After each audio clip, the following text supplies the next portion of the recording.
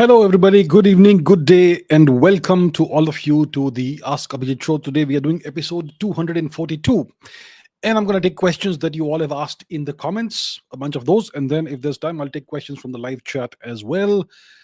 Before that, let's see who all is there on the live stream. I can see plenty of people. I can see Manu Krishna, Oscar Madison, Feminist Slayer, Matthias van der Berge from Belgium, Rahul Dunake, Manu Krishna, Krishna Raghunath from the Surinamese Netherlands, Mr. 88ers, P. Avinash, Nishal Rai, Shri Ramchandraya Namaha, the priest of Varanasi, Rahul Dunake, Info King. Who else do we have? Rushabh Singh, Heer Kumar Patel, Sai Sasang, Bharatiya Edits Chat, DSP, Vishal Patro, DKLC28, Samarth Tripathi, Ravi Prasad, Bhushan, Priyanka Javalia, Preksan, Argha Pratim Roy, Shrivatsa, Shubham Jain, A. Avnish Mishra, Kyadi the Chad, Vrishin Chari, Shailesh Chaudhary, Jal Rax, Samarth Acharya, Nationalist Femboy, Rashmi Rathor, Matteo Perez from Texas, Sumana Ghosh Official, Dibakar World, Manu Krishna Tejas B, Sergeant Skylan, Daddy of Didi, Rush God, Illuminati Creek, Komal, McLovin, A.R. Bhatt, Ramakrishnan Guru Murthy, Dhruv Jagannath, Geopolitical Dubey from Indore, Mr. Bin Salman 786, Nabarita Das, Mr. Jam, Heer Kumar Patel, and lots of other people. Kenil, Raf, Ritwij, Phenomena, Vrishnu Mohanan, Mayank Tripathi, Mr. Jam, and Varsh. I lost that. All right. Welcome to all of you, and thank you so much for being on this live stream with us. I can see Amisha as well, Sumesh, and many other people. So let's get going with the questions. Once again, there's been a lot of questions about Pakistan because of the situation that's ongoing. So I'm going to take a bunch of those as well. And yeah, so let's get going with the questions that we have. What are the questions? Let's get into it. Okay, this is a question by Karan Nagpal. Okay. Karan Nagpal says, humor me this. Pakistan's total debt, external debt, is $131 billion as per available data online, while India's strategic forex reserves are close to $700 billion. What if India buys all of Pakistan's debt and basically buys out Pakistan to make it a sort of colony, just like China does? China tries to do so with other smaller nations.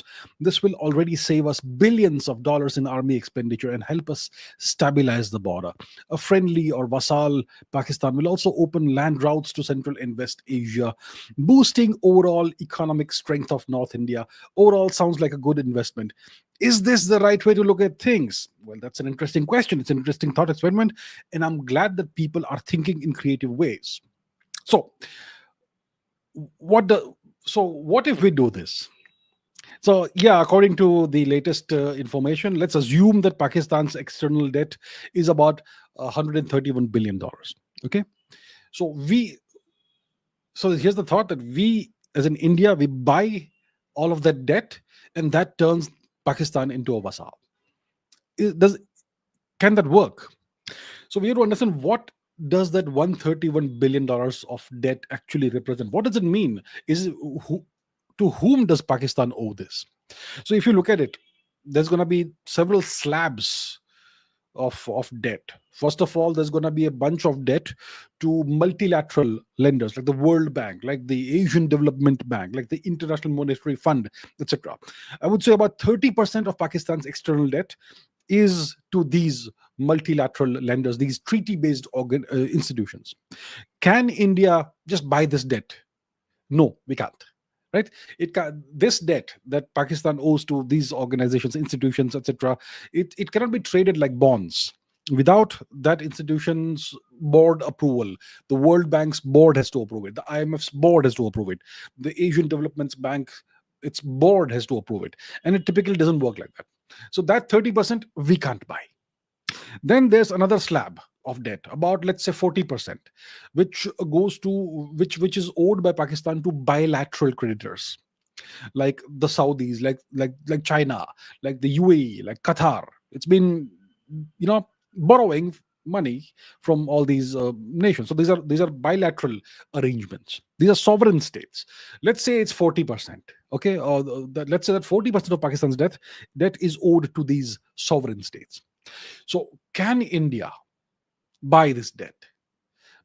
Potentially, yes, but only if the current lenders agree to sell the debt to India. And I can assure you that Beijing, that China, will not agree to sell Pakistan's debt to India. Excuse me. So there you have it. So once again, see, 30% IMF, World Bank, all that. 40% is these sovereign nations, sovereign states that Pakistan owes money to. Then there'll be about 20% of the debt, which would be to commercial banks, various global investors. So theoretically, you can purchase this on the open market, but these investors, if they sense that there's a grab, there's a potential, opportunity to make money, you're gonna have to buy it at a premium. So 20% of the debt, you may have to buy it at double the rate, the amount, like 40%. So, uh, so if you look at the big picture in this manner, then you will see that at the very most, a few tens of billions of dollars of this debt may be liquid enough for India to purchase it, and you may have to pay well above the current market value to buy this debt. And let's say practically you can't buy more than 10, 20, 30, 40, 50 billion dollars of the debt. 50 would be too much, I would say. So you can't even buy a third of the debt. Now let's say theoretically we could purchase the entirety of the debt. Okay, we purchase the whole of the entire 131 billion dollars of debt. um, so what does that mean? Does it mean that Pakistan becomes our vassal state? So you to understand that debt does not mean the same thing as sovereignty. You can own sovereign bonds of a nation, and if you own those sovereign bonds, it gives you the right to demand repayment on the agreed terms, on the terms of the sovereign bonds. So let's say you have done this, then you have the right to demand repayment from Pakistan. You don't have the right to tell Pakistan how to run its army, what to do with its nukes, and what to do with its foreign policy. For example, let me give you a great straightforward right away example. China holds about $800 billion of US treasury bonds. Okay, but China doesn't govern Washington. China doesn't is not in position to tell Washington what to do, right? So um, so you can't, even if you purchase all of the debt from Pakistan, you can't really control them. You can't tell them what to do. And Pakistan, if India were to tell Pakistan, give us the money back, they would simply default. They would say, we are not in a position to give you the money, do what you can. Yeah. So it's not gonna work. It will simply stop payments, and it will dare India to escalate. Do what you can, right? So if you want to truly vassalize a nation, if you want to truly control a nation, colonize the nation, you need boots on the ground. You don't need bonds, you don't need debt. Okay. Real control, historically, even today, it requires some form of either occupation, or you need to have control over very strategic areas of our country, like ports and air for uh, airports, military installations, and all of that. Or you need to install proxy rulers. Okay, which you can see today in various nations. So none of these things can be delivered by holding a debt portfolio, right? And at the end of the day, even if we were to do all this, would it save billions of dollars in RB expenditure? Very unlikely. A Pakistan that is financially beholden to you, but it is still sovereign, would double down on its terrorism and whatever asymmetric tools it has, and they would create a headache for us. So I would say it's not going to work. Even if we are in a position to buy all of the debt, we have the money, it would destabilize our economy to some extent, to a certain extent. We don't want to do that, and it's technically infeasible. So uh, so this thought experiment is interesting. It's entertaining, but I would say it's not a sound investment. When you own debt, it's a financial claim. It's not something that gives you sovereignty.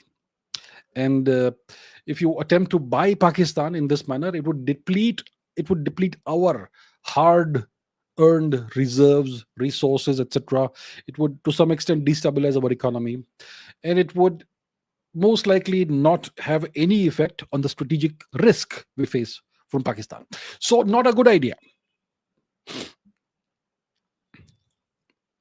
Okay, Surendra Gupta says, suppose you're in power. What would your response be to the Pahalgam attack? Suppose I'm in power. What would I do? See, I would give myself 10 years to essentially reduce Pakistan uh, to atoms.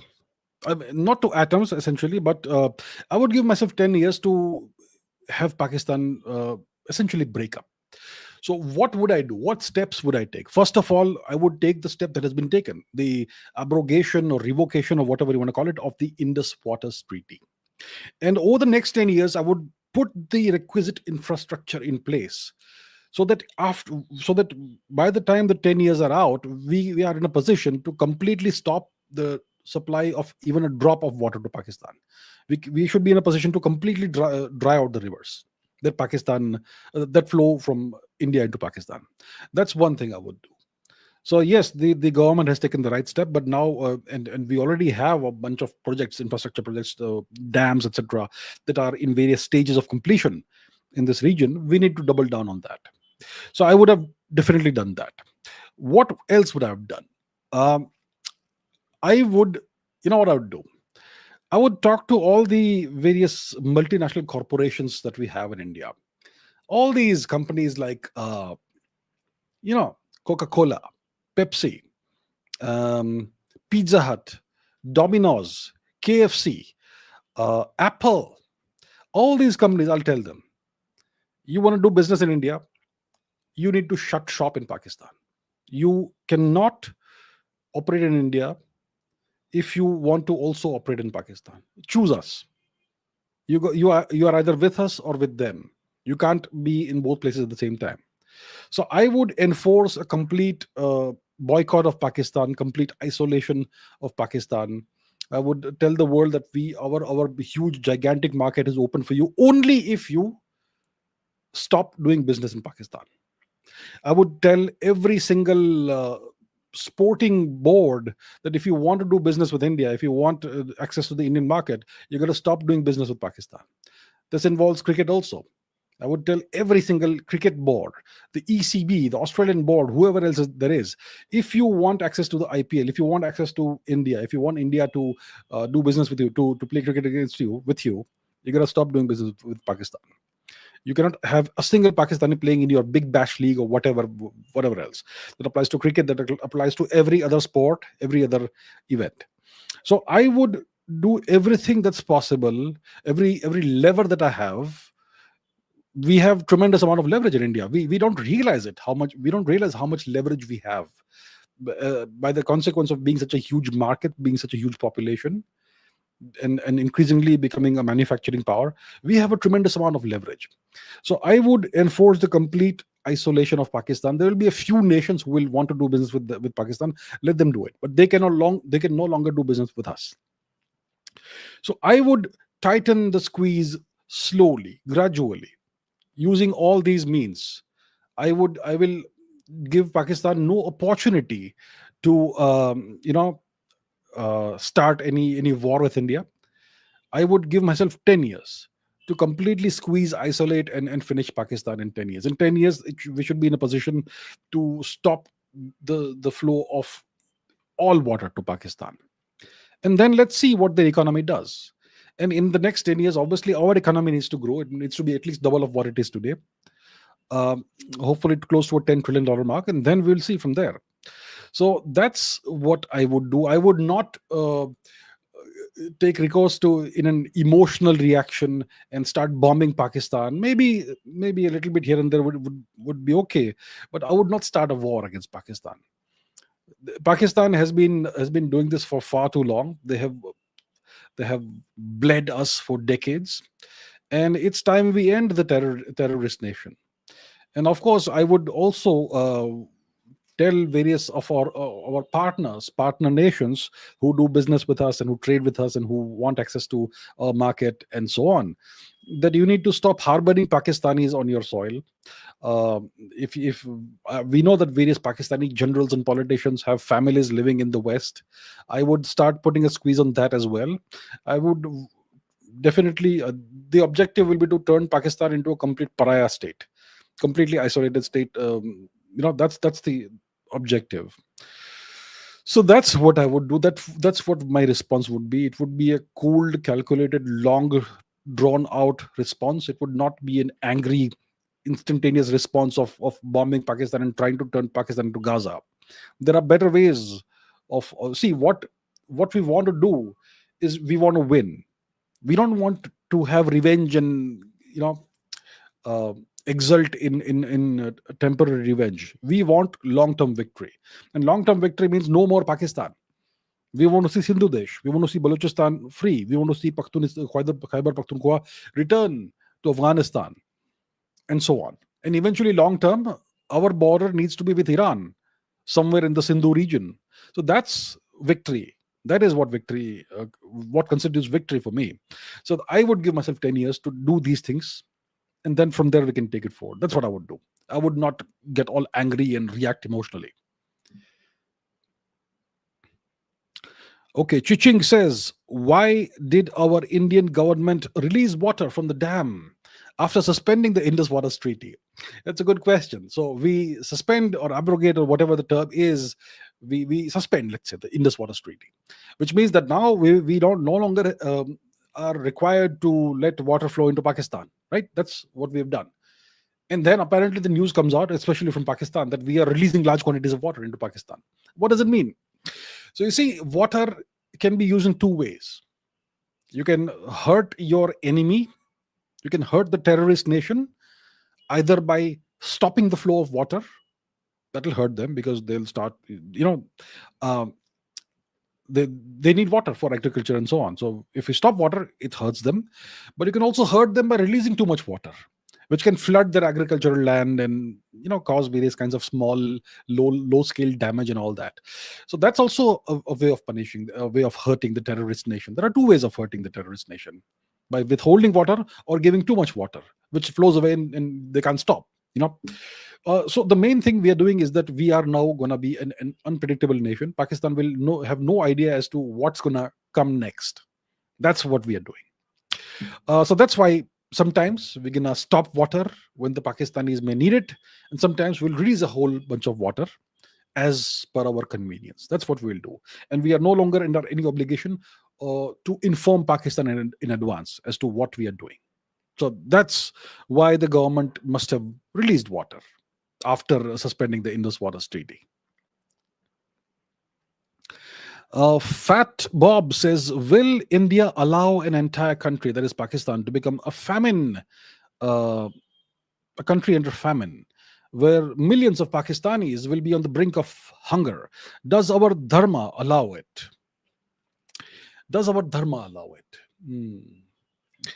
So we have been on the receiving end of terrorism for decades, since 1979, essentially. Over and over and over again. Tens of thousands, hundreds of thousands of Hindus were evicted from Kashmir. God knows how many were killed. They are still living as refugees in their own country. Pakistan has been perpetrating terrorist attacks on India. We can't even count them. Yes. So is it dharmic to allow this to happen, to continue forever? You know what dharma says? It says that ahimsa paramo dharma. The highest dharma is ahimsa. So what does it mean? Let's dig deeper into it. It means that hinsa is the worst thing. Hinsa, violence, is the worst thing in dharma. And we have a nation on our border that is constantly engaging in hinsa, in violence. It is engaging in extraordinarily adharmic activities. So our dharma is to end adharma, to end violence, and to establish ahimsa. And we will do it in whatever way we can, in whatever way is needed. When you have a bunch of evildoers, you gotta destroy them. I'm not saying this kill all Pakistanis. Many of them may be perhaps innocent, but when you are a citizen of a terrorist nation, you are a terrorist by default. See, I'll tell you why. Let me explain. I'm sure this is very difficult to understand because it requires multiple levels of thinking. Let's say you're a Pakistani citizen. Okay, you're a Pakistani citizen, poor person. You don't have access to flour. Many people, they don't have access to roti, atta, all that stuff. They don't have that, and they're always facing all kinds of problems, right? Uh, but every time a Pakistani citizen buys a matchbox or a packet of cigarettes or a small bunch of hashish or whatever it is that they buy, every time they buy something, there is some kind of tax on that. And that tax revenue goes to the government, which is the ISI and the military. So every time a Pakistani person buys anything, there is a small tax, good services tax, whatever the tax is, local added taxes, whatever it is. Every time they buy something, purchase something in the black market, white market, whichever market, gray market, some portion of that money is going to the Pakistani regime, the ISI, army, armed forces, terrorist machine, right? So simply by existing, every single Pakistani citizen is contributing to the terrorist factory, right? And most of them actually have sympathies towards the terrorist factory, and most of them actually support it. I'm sure some of them don't, but they are unfortunate that they are born in Pakistan. My point is, if you are a Pakistani citizen, you are wittingly or unwittingly complicit in terrorism, and you're gonna have to pay the price for it, unfortunately. So until we establish complete ahimsa in Pakistan, until that time, uh, unfortunately, some innocent Pakistani citizens may have to suffer. So the best thing for Pakistani citizens is to leave Pakistan. That's what I would say, because now enough is enough, and things will no longer be the same after this latest terrorist attack. Things are not going to be the same now between India and Pakistan. I think the clock is now ticking for Pakistan. It's a countdown. The countdown has begun. I don't know how long the countdown will last. It's counting down to zero. It may last 5 years, 10 years, maybe 6 months. We'll see. But the beginning of the end has started. Mriganka Sekhar Biswas says, with Pakistan's foreign defense minister and Bilawal Bhutto openly acknowledging the country's history of supporting terrorism, and several MPs making inflammatory remarks about avenging whatever, while key ministers reach out to international media, is Pakistan trying to craft a strategic global message, or are these actions driven by growing internal pressure and fear of international isolation? See, what we are seeing is that the Pakistan defense minister came on I don't know which channel it was, a UK channel, and he admitted that Pakistan has for decades been doing the West's dirty work, the dirty work of the US, the UK, and the West. And the dirty work is obviously terrorism aimed at India and also at Afghanistan and God knows where else. Terrorism, right? He admitted that. He called it dirty work. And then this fellow Bilawal Bhutto, the son of Benazir Bhutto, I don't know what his position is in the government. He seems to have some kind of perhaps official position. I don't keep track of these Pakistanis, but yes, he comes on another UK channel, maybe the same UK channel, TV channel, and he also acknowledged that Pakistan has had this history of doing dirty work or whatever it is for the West. So it's clear that the nation is now openly admitting, their officials are now openly admitting that Pakistan has essentially been indulging in terrorism on behalf of the West, doing the dirty work so that the West can keep its hands clean, right? Um, they are openly admitting it. So, what are they trying to do is the question.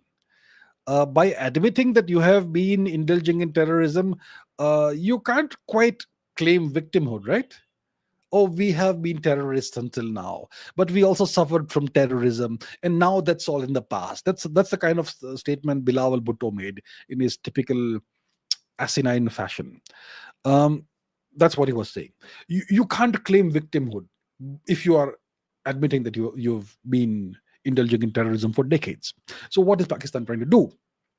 It's trying to lay the blame of everything that happened on the West. You see, That's what they're doing. That's what the defense minister did. That's what Bilawal Bhutto is also doing. It looks like there's this orchestrated campaign, plan, whatever you want to call it, among the Pakistani elites to admit that Pakistan has been a terrorist nation. Until now, they have been denying it vehemently, but now they're admitting it. So firstly, they're admitting that they have done a lot of terrorism on behalf of the West, and secondly, they are pointing the finger at the West, that the West made us do it. The West was the master. It was done on behalf of the West. We were simply the proxies. So they are pointing fingers. They're laying the blame on the West. Now, in what circumstances do you blame your master for what you have done, for what they made you do? That only happens when you have given them divorce papers, right? You only blame your master if you have given them the divorce papers, or if they have given you the divorce papers. So Pakistan is a small terrorist nation, super poor. They are in no condition to give somebody divorce papers, especially the US. So what this implies, what this tells you, if you have some kind of understanding, is that it is the US that has most likely served the divorce papers to Pakistan. And now Pakistan is the jilted ex, and they are looking for a new master. And now that everything is finished, they are blaming the West. That's the message they're sending. And they are sending a message not to the global audience, they're sending a message to a prospective new master. Now, who's the new master? Is it Russia? I don't think Russia has too much use for Pakistan. The nation that has use for Pakistan is China. That's what's going on.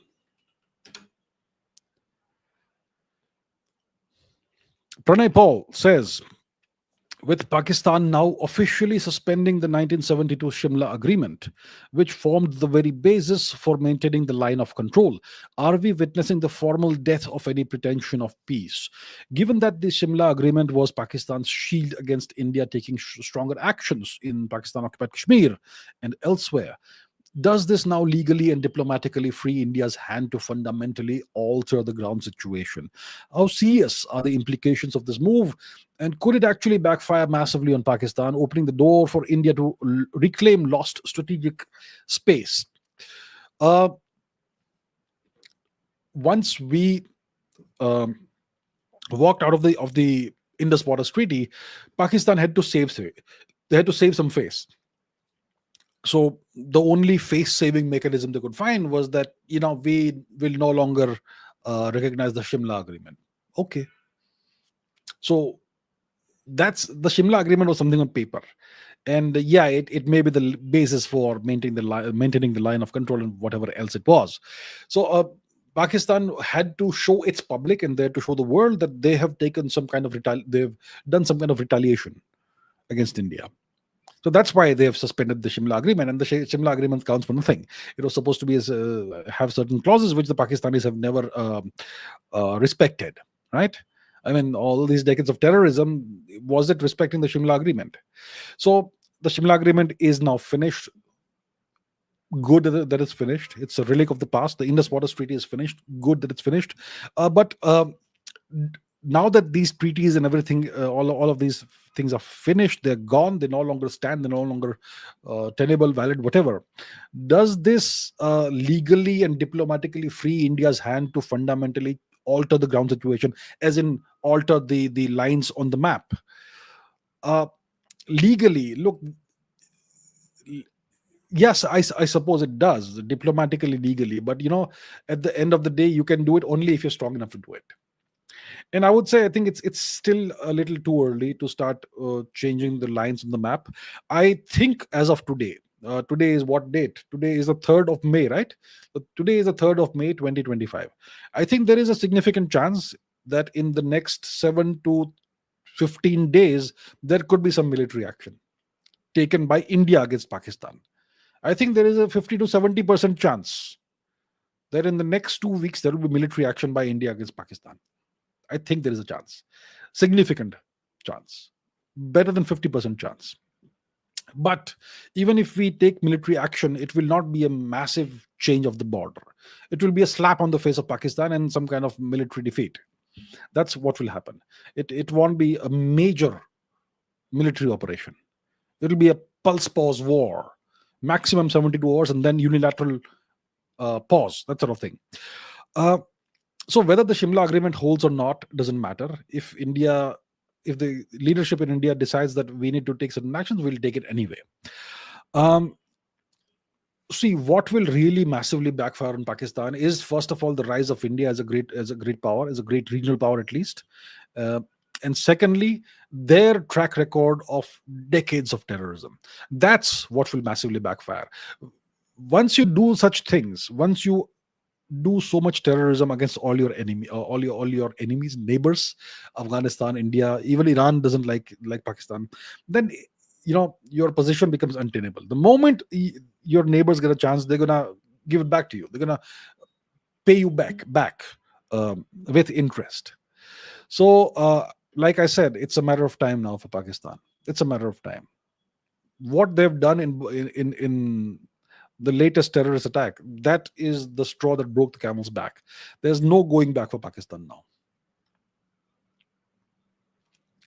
Mriganka Sekhar Biswas says, as the US reaffirms India's right to defend itself in the wake of the Pahalgam terror attack, does this growing strategic convergence between Washington and New Delhi reflect a deeper shift in regional power dynamics? And how might it influence India's posture towards cross border terrorism and its neighbors?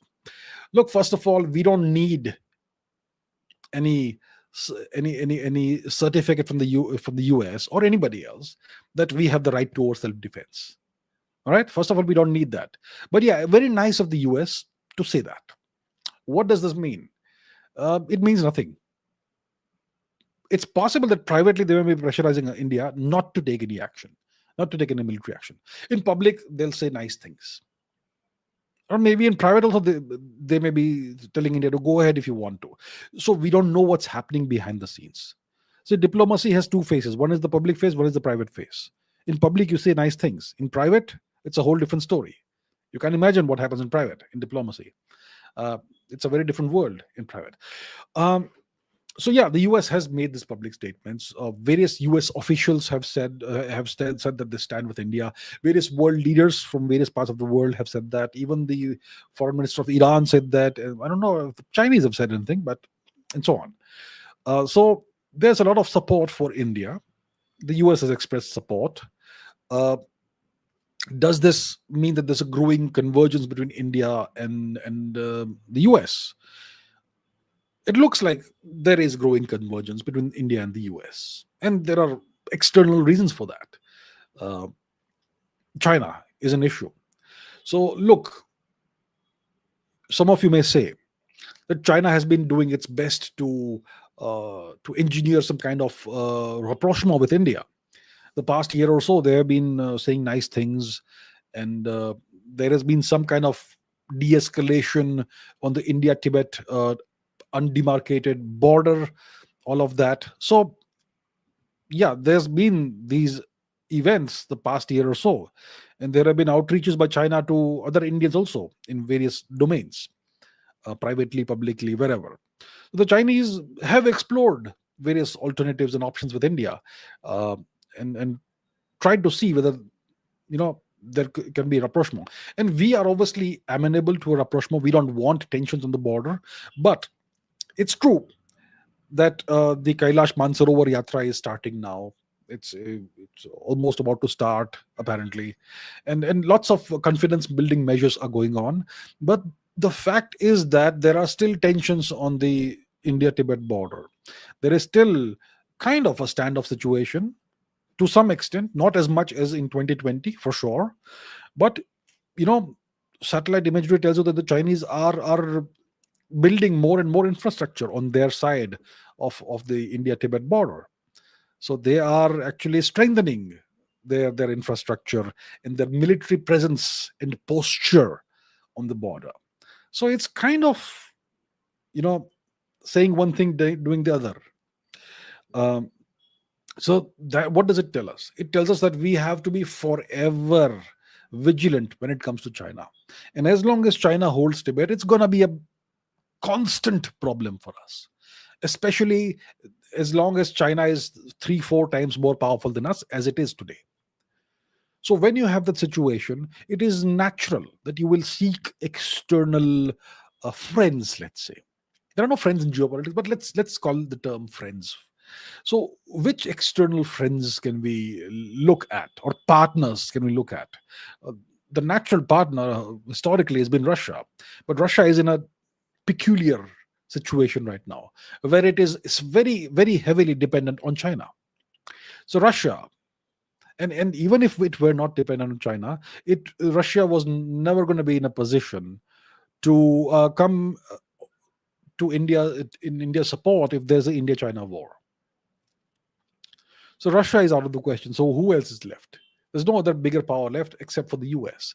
And the US has a very, very, very strong interest in the region, especially the fact that they want to stop China's rise, and they want to contain China.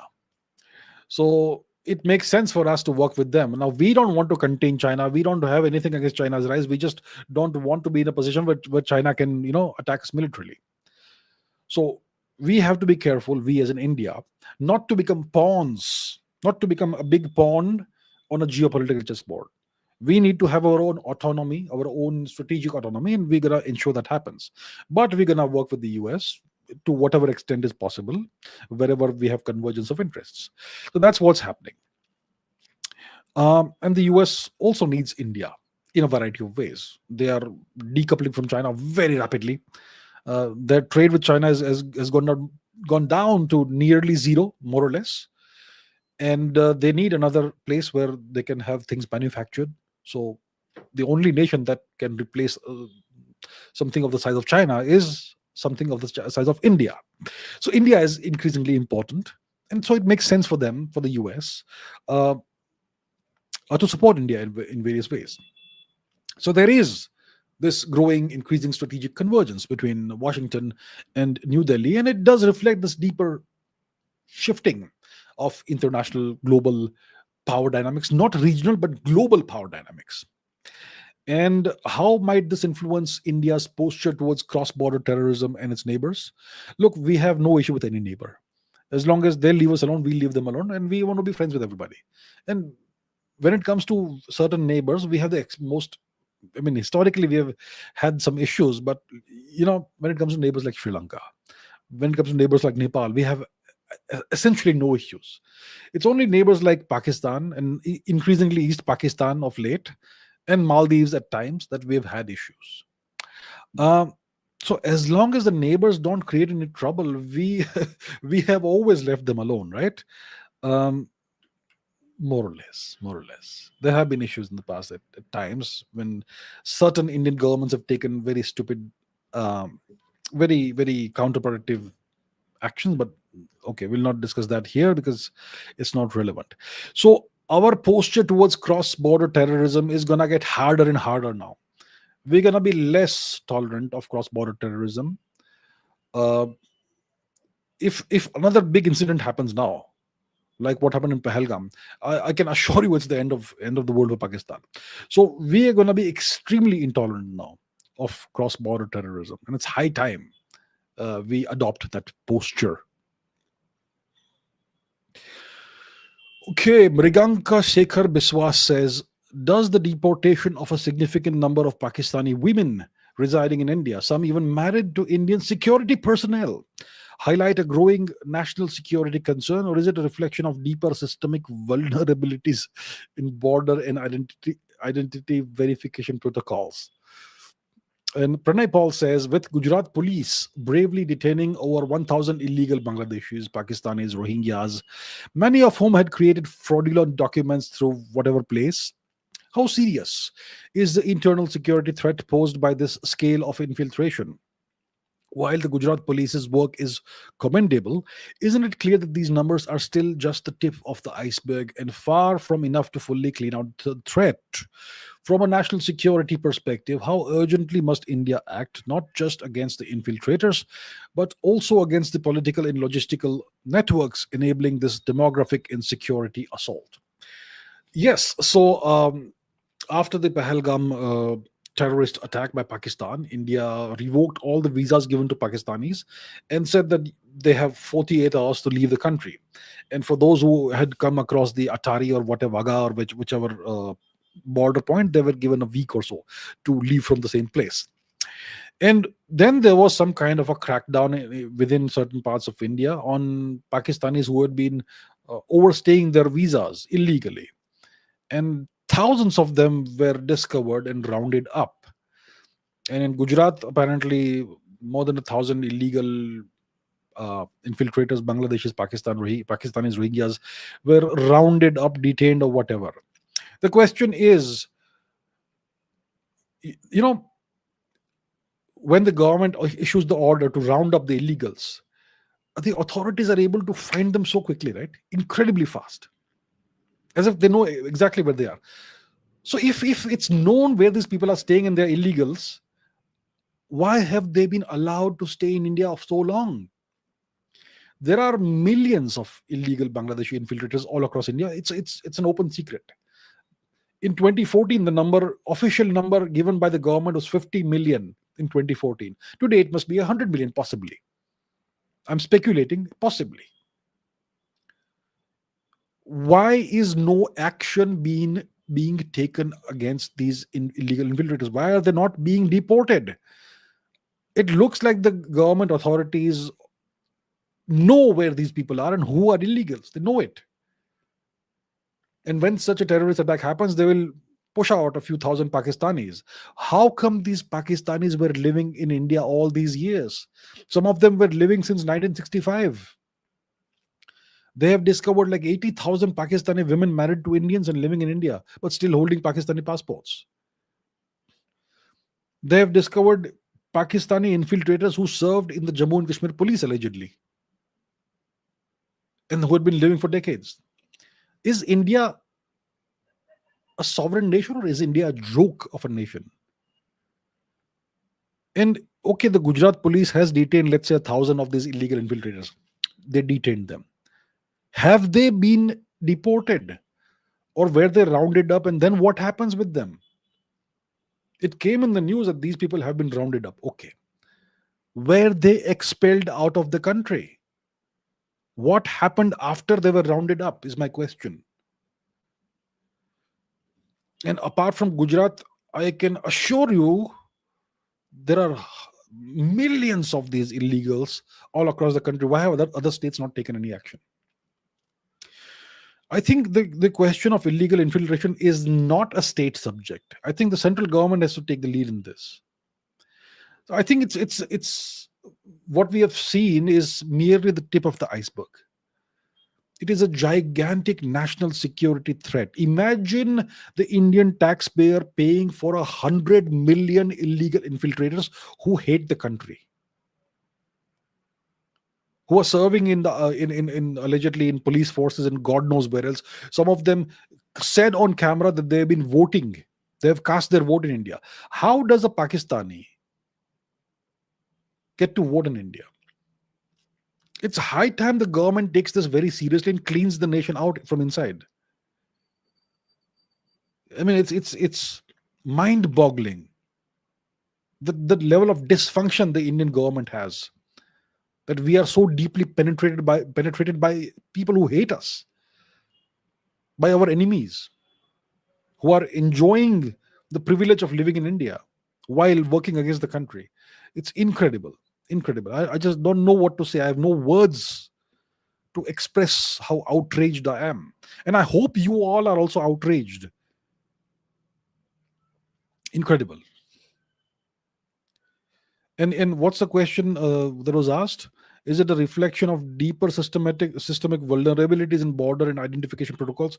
I mean, who issues these fake ID cards? These ID cards, Aadhaar cards and PAN cards and whatnot, these are government issued IDs. Who is issuing them? If a Pakistani person gets a voter ID card, it means some government officials gave him the voter ID card, and it was issued by government officials. There is a serious problem in India. Serious problem. It's not just the infiltrators who are a problem. There's an entire, yeah, like Pranay Paul says, political and logistical networks enabling this. Um, I mean, the central government has to take some action, and it's high time to take that action on priority.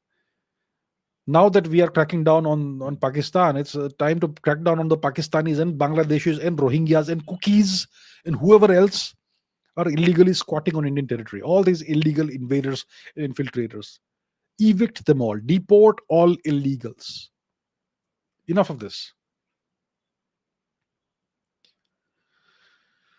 Okay, Manushi Shah says cancelling of Pakistani visas brought into light so many cross-border marriages of Indians married there, having kids there, and coming and residing in India. What should be done with them?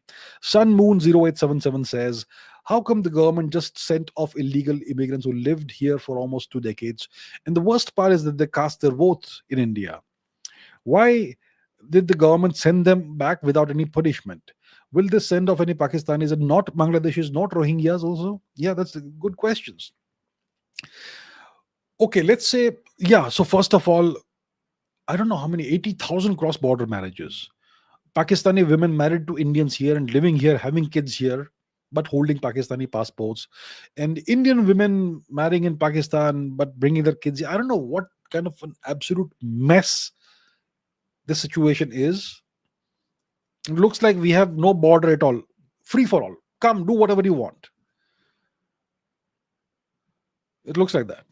And what Sun Moon is asking is these illegal immigrants were sent back, they were not punished. You know who should be punished? The government officials who allowed this to happen, who knew this was happening, and who were facilitating all of this.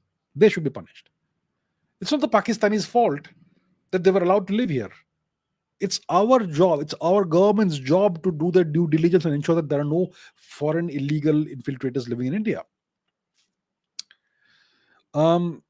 And yeah, the other question is, will they only send the Pakistanis back? What about the Bangladeshis? What about the Rohingyas? What about the other infiltrators in India? There's a huge problem in Manipur, the cookies. God knows how many lakhs of them are squatting on Manipur territory. What about these illegals?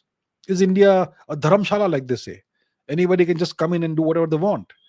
I don't know. So these are the questions that the government needs to answer. People obviously will be outraged that all of this has come to light. They're not outraged that it has come to light. It's good. It's a good thing it's come to light. But will any action be taken now, or will we wait another 10, 20 years until the problem gets even more deep rooted? So I think the government should act. It's high time the government acts. And you need to tell the people, show the people that you're acting. Don't just do it in secret. Show the citizenry that you are rectifying the situation and solving the problem. Please do that. Samarth says, given the recent statement by Mohammed Yunus's aide that if India strikes Pakistan, Bangladesh should align with China to sever India's northeast from the rest of the country. What does this provocative assertion reveal, especially as regional tensions reach a critical point? Could it signal the beginning of a coordinated geopolitical strategy aimed at encircling India? And does it suggest that China's string of pearls strategy is evolving into a more assertive and potentially successful containment framework? Look, the Mohammed Yunus regime came to power in Bangladesh, and Bangladesh became East Pakistan as a consequence of a coup d'etat that was engineered by the Biden regime, the Joe Biden regime. Okay, Sheikh Hasina, the democratically elected leader of Bangladesh, was ousted in a military coup, and this puppet regime came to power. And Mohammed Yunus is the puppet, that is the face of the regime, but the nation is actually ruled by the army. It was not a student revolution. Those students are being oppressed today. Not a single student is in the government. It's a joke if you still believe it was a student revolution. So it was a coup d'etat. It was a color revolution engineered by the US, by the Biden administration. And Mohammed Yunus has ancient ties with the Democrats and the Soros ecosystem and all that. Okay, it's well known. So, um, and at the same time, a couple of years before that, there was a coup d'etat in Pakistan as well, and Imran Khan was ousted, and whoever came to power after Imran Khan was put in power by the Americans. So there were two regime change operations that happened: East Pakistan and West Pakistan. First in West Pakistan, then in East Pakistan, both done by the Biden regime. Now there's a new regime in the US, the Trump regime, and they seem to have no interest in continuing the freebies given to these vassal states. So that's why the Pakistanis are very openly looking for a new master in China, and China will be happy to oblige. So that's done. And clearly, Mohammed Yunus is also fishing for a new master. He was recently in Beijing, where he made these statements in English from Chinese territory that we can cut off India's far east, northeast, and it's a landlocked place, and China should invest in Bangladesh because we can cut off India's northeast, that sort of thing. He made these statements openly at the age of 97 or whatever he is. He's still not mature enough not to make these statements in public. Uh, so clearly, he would have been encouraged by his Chinese hosts, and he, maybe it was deliberate, maybe it was a slip of the tongue, but I'm glad it came out.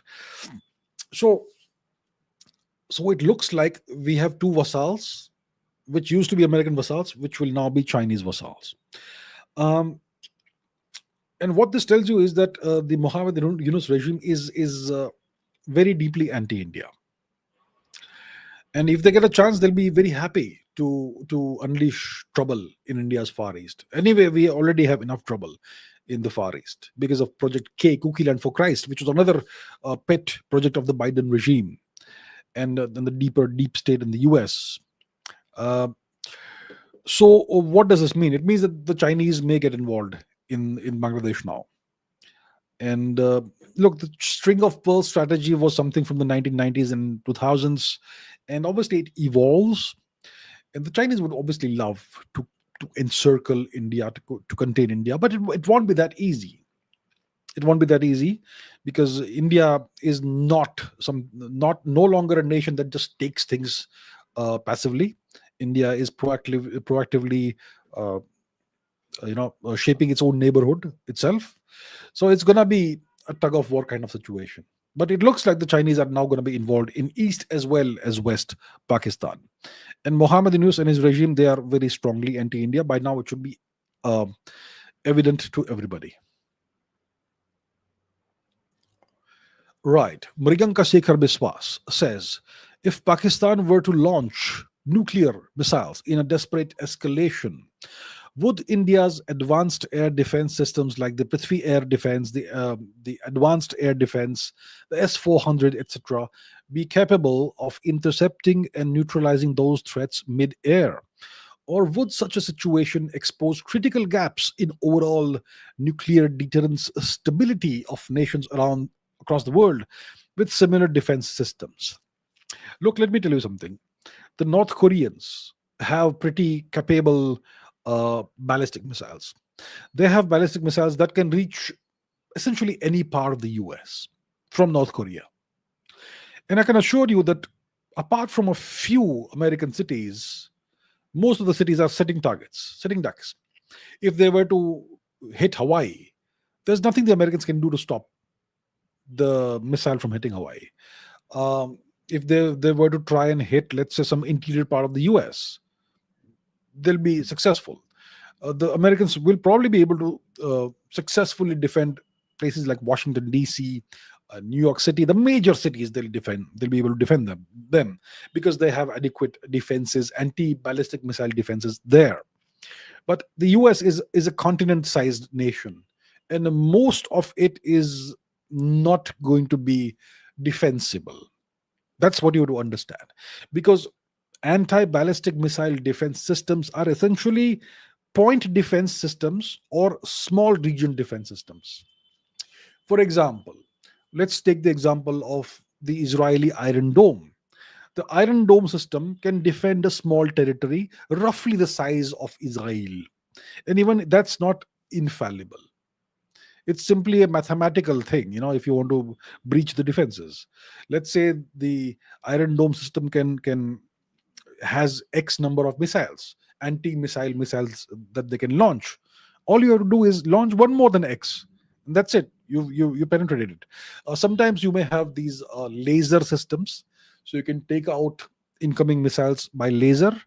That may be more resilient, and so on. But even that is point defense. You're simply able to defend a small area, a city perhaps, like Tel Aviv. You can't defend the whole of Israel with a laser system unless you have hundreds of laser systems all over the place. You can't. So, with that understood, if Pakistan were to launch ballistic missiles, forget about nuclear, let's say missiles, then what can India do? India will be able to defend certain cities where these anti-missile systems are placed. Uh, I will not name the cities, but certain very large cities, major cities, will have these defense systems already installed. So the Prithvi air defense system, it's a two stage defense system. There's an exo-atmospheric, endo-atmospheric. One interception is done at 40-kilometer altitude, another is done at 60-kilometer altitude, and we also have an exo-atmospheric interceptor, which is the ASAT system, which can also probably take out ballistic missiles if it's traveling at like 10 kilometers a second or something, that sort of thing. So we have multiple layers of defenses, but these defenses don't um, cover the whole of India. They can only cover some small areas unless you have hundreds of defense systems all across India, which would be prohibitively expensive. No country can afford that. So it's only strategic targets that will be defended, major cities, nuclear installations, and so on and so forth. You get the point. Um, so that's the situation. And I'm not sure how advanced our anti-ballistic missile defense systems are.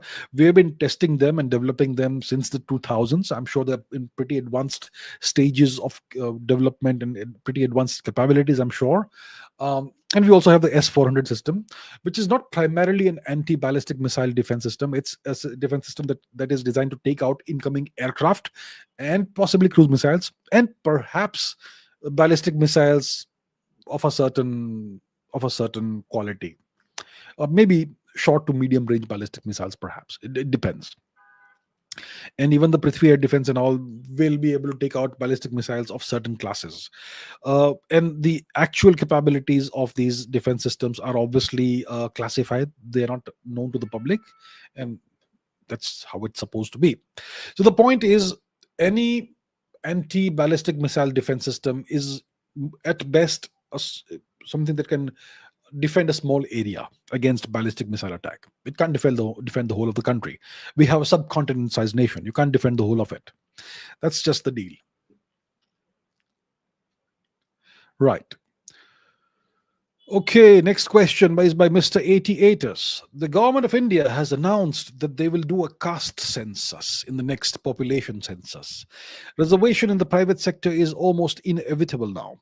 No political party respects the meritocracy, and after the caste census, it is obvious that they will use the data for their own political gain. What future is this nation actually aspiring for its citizens?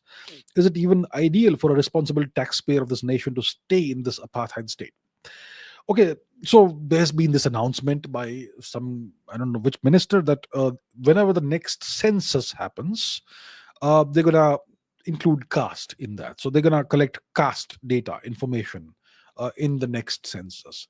I mean, the census was supposed to happen, I think, in 2021, but because of the coronavirus pandemic, the lockdowns and all that, it could not happen. I'm not sure when the next census is going to happen, but whenever it happens, they're going to include caste. They're going to collect caste data and statistics. That's what has been stated. That's the announcement that was made. What's my reaction? My reaction is I'm going to wait and watch. I don't know what it means. I'm not going to go out there and give you a knee jerk reaction. Oh, this is terrible, blah, blah, blah. Or, oh, it's great, great, great. I have no idea. What does it mean? First of all, what is caste? Is it like those four classical castes that the British had entrenched in India? Or is it the varnas and jatis in which you have hundreds of castes? What exactly is it? Um, that I don't think it's clear at this point. And look, one thing I'm sure you understand, is a fact of life. Caste is required in all government documents, right? In your birth certificate, in a school living certificate, whatever certificate, caste is there. So if caste has already been, standardized and mandated by the government, then maybe they want to understand the statistics of the nation's caste based distribution. I'm not sure if it's a good thing or a bad thing or what, but does it mean that reservation in private sector is almost inevitable? I am not sure of that. um, I obviously am not in favor of any kind of reservations except for non caste based reservations, which are economic status based reservations. It's okay, in my opinion, to give assistance to people who are financially genuinely backward. So reservations should be given on the basis of your financial status, economic status, whether you be below poverty line or not on the basis of caste. But this is now entrenched in the system, and any political party that undoes that will is guaranteed to lose the next election, because Indians love freebies, right? We're a nation of freeloaders. Um, so caste is, whether we like it or not, it's a part of the system. So maybe the government wants to actually collect data and statistics about who contributes what to the exchequer or tax, whatever. I have no idea. So I'm going to reserve my judgment until more information comes out. I'm not sure if it's a good thing or a bad thing. I have said this multiple times on the record that I am not in favor of reservations unless they are economic status based reservations, not caste based reservations. And I have said this multiple times that I don't believe in this caste thing. We should abolish caste. We should abolish caste entirely. But look, that is an idealistic utopian worldview. The government lives in the real world. People like me can give all these recommendations and suggestions, because we don't have to implement them. The government, it will face the consequences of any action they take, good or bad. And obviously, if you're in politics, you want to be in power. You don't want to lose elections. So it's the nature of the system that the government will do whatever the majority of the people want. So that's the world. That's the real world, isn't it? So so it looks like there's going to be caste included in the next census. It's not a caste census, it's a population census, which will include various parameters. One of those parameters is going to be caste. So until more details emerge and are brought out, I will reserve my judgment, and I'm not going to make any um, I'm not going to pass any judgment at this point in time. Let's wait and watch until more information comes out. I'm not sure if it's a good thing or a bad thing. Maybe it's a good thing in some way. Let's wait and watch. Let's be a little patient. Let more information come out. There is no guarantee that because caste is now going to be included in the census, that means that the private sector uh, is going to, reservations are going to be brought into the private sector. I'm not sure about that, and I hope it doesn't happen. I am not in favor of that. And if reservations are brought into the private sector also, um, that look, it's not happened. So I'm not saying anything. If it happens, yeah, well, that won't be a very nice thing. Pranay Paul says, with the US now signing a mineral and reconstruction deal with Ukraine, giving it preferential access to Ukraine's natural resources, are we witnessing the return of investment ROI phase of the West's involvement in the war? Is this about rebuilding Ukraine or securing long term strategic control over its resources under the guise of aid? And how should other resource rich but vulnerable nations interpret this model of support turning into economic capture? So, the US and Ukraine have finally signed that minerals deal.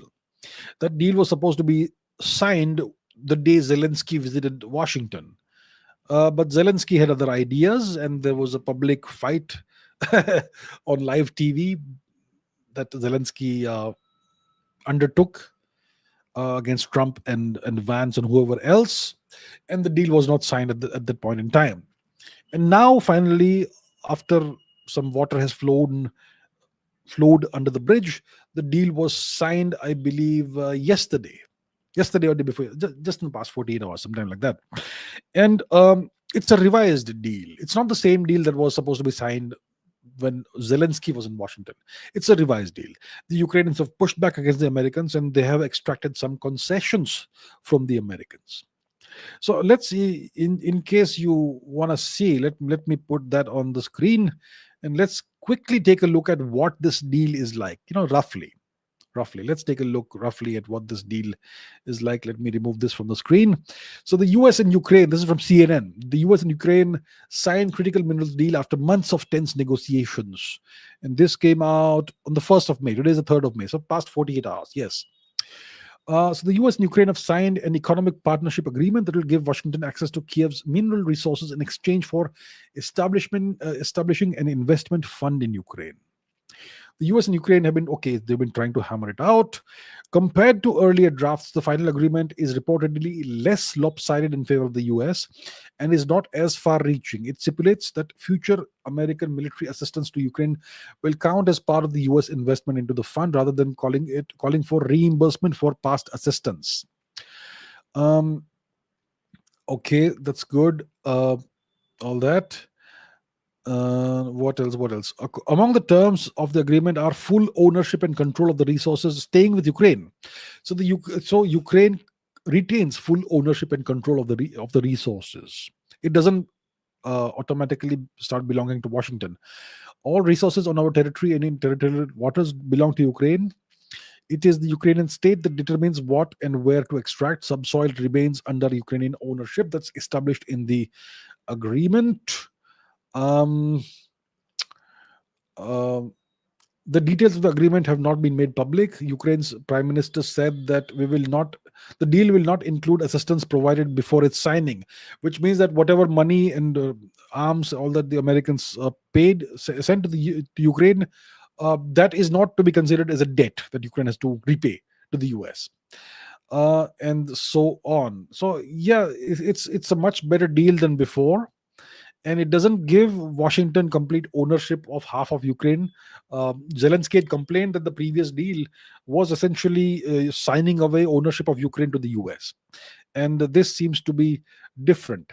So the Ukrainians seem to have been tough negotiators, and they seem to have done a good deal of renegotiating and reframing the deal. But the US administration will portray this as a big win for the US to its public. Trump will say that we got what we were asking for, and we spent all this money in the Ukraine war, and we are now gonna get this ROI on that. So it's gonna be spun in a variety of ways from whichever way you're looking at it. So there's gonna be some ROI, definitely. But all the money, let's say about $500 billion worth of money of resources that the US spent during the Ukraine war in assisting Ukraine, that is not going to count as a debt that Ukraine has to pay the West, has to pay the US. So that's a big change from the previous deal. So it's not really about rebuilding Ukraine. It's about exploiting Ukrainian resources as much as possible. That's obviously what it is. And any resource rich or vulnerable country has to be very careful that it doesn't get used in this manner, the way Ukraine has been used. This war, the Ukraine war, has been a proxy war. It's been a war that NATO fought against Russia using Ukraine as the proxy. And who has come out as the loser in the deal? Obviously Ukraine. They've lost I don't know how many people, and they've lost so much territory, and they seem to have lost some amount of sovereignty as well. So there you have it. Okay, next questions. Mriganka Sekhar Biswas says, as India moves forward with the Rafale deal's next phase, seeking not just fighter jets, but a meaningful transfer of technology, does this signal a strategic shift towards defense self-reliance? Or is it a calculated move to recalibrate global power dynamics in the Indo-Pacific region? And Jagdish Mali says some foreign affairs experts are saying that France has agreed to give transfer of technology along with the Rafale jets in the $7.4 billion deal. Is this true? Will France give 100% technology transfer along with the Rafale jets to India? So the deal seems to be worth about $7.4 billion. How many Rafale jets are we getting? 26. Let's do some math. We're getting 26 Rafale jets. Let's say if one Rafale jet were to cost $10 million, then the deal would be $260 million. So clearly, this is much more. So let's say a Rafale jet costs hypothetically $100 million. Then the deal would be $2.6 billion. But this is more than that. So it looks like if we just divide the amount, which is $7.4 billion, by the number of fighter planes, 26 that we're getting, then it amounts to, from that naive perspective, it means that each Rafale jet naively would cost about 285 or so million dollars, which would make it the most expensive fighter jet in human history. I mean, the most expensive fighter plane today is the F-35, which costs about $110 million a piece for the export variant. And from this deal, it looks like the Rafale jet naively would cost about $285 million a piece, which obviously doesn't make sense. So obviously there is something else in the deal beyond the Rafale jets. There is some kind of there is some kind of transfer of technology. There are spare parts, there are defense, there are missile systems, there are all kinds of other things attached to the Rafale fighter planes that are part of the deal. It's not just the fighter planes we're getting a whole lot of other stuff, including some form of transfer of technology. Now, what exactly is the specifics of the transfer of technology aspect of the deal? I'm not sure. I've not looked into it, but there is some kind of transfer of technology. Are we going to get the full transfer of technology of the entire Rafale jet so that we can manufacture the whole of the thing here itself in India? I'm not quite sure that's the case. There's going to be some kind of transfer of technology. The French obviously are going to not give all of the technology away. Unless we agree to manufacture 100 or 200 Rafales in India, then they may be willing to give the whole technology. But we are buying 26, the naval Rafale jets for the next aircraft carrier or whichever aircraft carrier. So I don't know which foreign affair expert is saying what. Transfer of technology, yes, there is a transfer of technology component in the deal. There are other components like weapons packages and other stuff as well, which is the reason why the total amount of the deal is $7.4 billion, which is not just the price of the jets of the fighter planes, but a whole lot of other stuff as well, including transfer of technology. So yes, we have the strategic partnership with the French, and there is some transfer of technology. Does this mean a strategic shift towards self-reliance? We are trying to be as self-reliant as possible. We have been shifting towards self-reliance ever since Mr. Modi came to power. Atmanirbharta in defense and whatnot. And we are now actually exporting some weapon systems, which we never did in the past. So we are moving towards self-reliance. It's a long process. It's not going to happen overnight. It's not a calculated move to recalibrate global power dynamics in the Indo-Pacific region, not that sort of thing. It is a calculated move to become progressively more and more self-reliant in terms of technology, especially defense technology. That's what we're doing. Will France give 100% technology transfer along with the Rafale jets to India? I doubt it very much. They will not give 100% technology transfer unless we agree, I would say, to build 100 or 200 of these fighter planes in India. In that case, they will be probably willing, in that case, to move the entire manufacturing ecosystem into India. So for that, we would have to we would have to sign a deal for maybe 100 or maybe more Rafale jets. In that case, it may happen. For 26, I don't think they will transfer the technology fully. There'll be some technology transfer, maybe a good amount of technology transfer, but not entire technology transfer. That's the way I see it. Samarth says, with the US granting full technology transfer for the Shakti semiconductor fab developed by Indian firms Bharat Semi and 3D Tech, in collaboration with the US Space Force. Does this significant procurement suggest that India is increasingly aligning with Washington's strategic interests, particularly in light of the doctrine you mentioned, where Donald Trump may have privately stated, "You're either with us or against us"? India appears to have unequivocally chosen the position of "we are with you" in the US. Could this be seen as a clear indicator of India's strategic shift towards the US, especially given that the US may view India as a crucial partner in countering China? And the US does view, excuse me, the US does view India as a critical partner in countering China. There's no question about it, right? India is the only nation in Asia that is capable of countering China, and that's why it's going to be very much it's going to be front and center in the US strategy to contain China. So that is clear. Now, I did say that Trump will probably privately tell us, that is, privately tell our leadership, that you are either with us or against us when it comes to China and other things. I did say that. And it's possible that Mr. Trump may have said that privately. But when it comes to the Shakti semiconductor fab, the news that the US had given this full technology transfer to this fab, this news came out I think in September last year, 2024. That's before Trump came to power. So that happened during the Biden regime, the Biden administration. So you can see that even before Trump came to power, there was this growing strategic convergence between India and the US, and it's gonna only accelerate during the Trump presidency. Um, so yes, this significant procurement does suggest that India is increasingly aligning with Washington's strategic interests, or maybe vice versa. Maybe Washington is increasingly aligning with India's strategic interests, or maybe both are going strategically in the same direction where their interests converge and align. So there are signs and indications that India is demonstrating some kind of strategic shift towards the US, but it's not going to be a complete alignment with the US or becoming an ally of the US. India will remain autonomous. India will remain sovereign.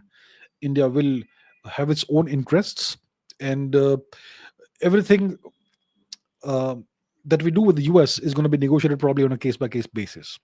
But it's obviously very evident the US sees India as a crucial partner in countering China, and the Chinese only have themselves to blame for that.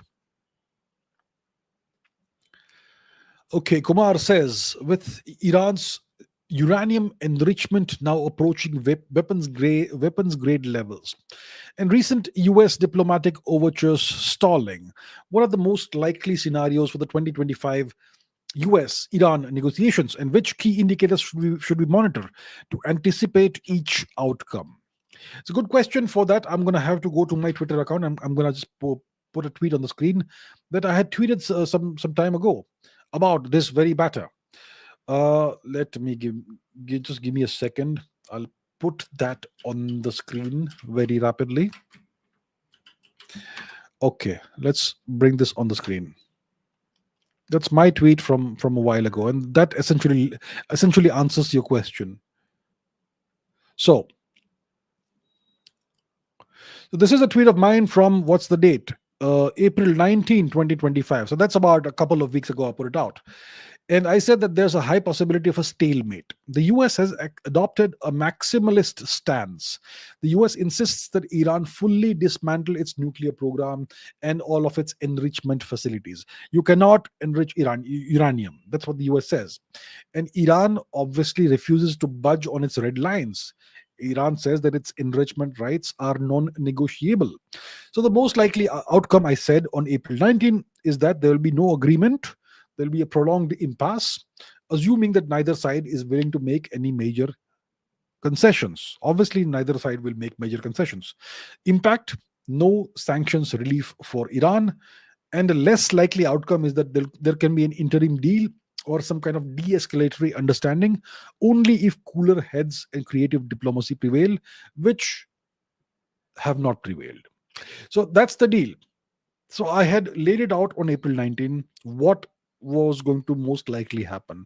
And that's exactly where we are today, 2 weeks from that time, from the day I tweeted that. Um, so there's a stalemate.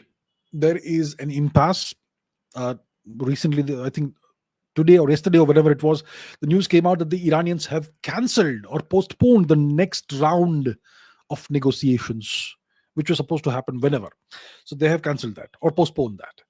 So looks like, progress is not happening. And the Americans, like I said, have adopted a maximalist stance. Iran has to abandon its nuclear program. Iran has to give up its attempts to enrich uranium, and so on. And obviously, no sovereign nation will accept such terms. Um, so, look, I don't know what Iran's uranium enrichment capabilities are right now. Whether it's 60%, like is being said by some people, or whether it is closing in on 90%, 95%, which is weapons grade uranium. I'm not sure what the capabilities are, what the status is, but they have been at it for a very long time, the Iranians. And well, if you were to ask me, if you were to ask me to give you my best guess, my best estimate, I would say they have enough uranium, enriched uranium, for a few nuclear warheads, at least for a few, maybe five, let's say, tactical nuclear warheads, kiloton scale warheads. That would be my best estimate or guess. Um, so yeah, that's where we are, and it looks like there's going to be no progress on that. Look, what the Americans were trying to do and are trying to do. Um, See, ever since Trump came to power, they've been trying to isolate China. Trump wanted to end the Ukraine war on day one. So he and Putin, he thought, would sit down and decide on what happens to Ukraine and sign an agreement, and the war is over. But the world has a way of being inconvenient. So that did not happen. The European nations came in the way, the Western European nations, EU and NATO nations came in the way and goaded Zelensky not to give in. And then Zelensky went to Washington and fought in the White House with Trump and Vance, and things did not progress. And for some time, Trump stopped giving aid to Ukraine. Now it started again. Now the minerals deal is signed. So what Trump initially wanted was to bring Putin on his side by giving him a good deal to end the Ukraine war. That did not happen. And after the Europeans came in the way, and uh, Zelensky dragged his feet, and all this happened. Then Putin started adopting a maximalist stance. He became very rigid on his demands, with his demands, and as a consequence, now the Americans have pulled out of whatever mediation they were doing. So looks like the Ukraine war is not ending. Trump he had promised that I will end the war on day one. It's not happened. He has failed in that. Uh, so what he wanted to do, what Trump wanted to do, was to bring Putin on his side. And by bringing Putin on his side, he wanted to isolate Xi Jinping and Beijing. That was number one. Then he wanted to slam all those tariffs on China, the 145% tariffs and all that, which he has done. That has completely decoupled the two economies. There's no more trade now, essentially. Also, it's gone down to practically zero. So, so that would put a huge amount of pressure on China. And then probably he wanted to give some kind of deal to Iran, to bring Iran also on his side, if possible. He tried, but by adopting a maximalist stance, he ensured that Iran doesn't come on his side. So what's happened is that there is this tug of war going on right now in the world between the US and China. The US wants to bring as many nations as possible on their side. They tried with Russia, did not work. Because Russia also is not stupid. Putin is not stupid. He understands that long term, I mean, short term, you may get something. Long term, it's a whole different story. Iran also understands that. So the bottom line is that Russia and Iran and China and North Korea are the nucleus of a new coalition. Maybe some other nations may join them. Mr. Xi Jinping was recently, in the last couple of weeks, on a whirlwind tour of Southeast Asia, Vietnam, and whichever other countries he visited, and apparently it was a very good trip. And these nations are eager for Chinese investments, but they are wary of Chinese expansion and so on. So it's same old story. So what we are seeing is a decoupling of the world, and Iran is something the Americans tried to bring on their side. It's probably not going to work. So this deal is essentially a non-starter. The Americans walked away from the last deal they had. Trump walked away unilaterally from the last nuclear deal with Iran. The Iranians are not going to be that easy to convince this time. And obviously, with a maximalist approach, doesn't work.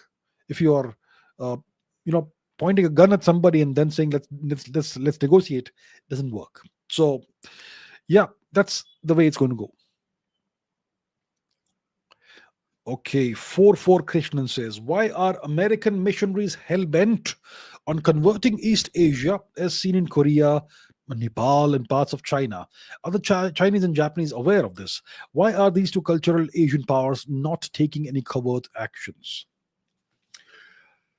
Um, yes, if you go to South Korea, you will see that South Korea is now probably a Christian majority country. Buddhism is very much on the decline now.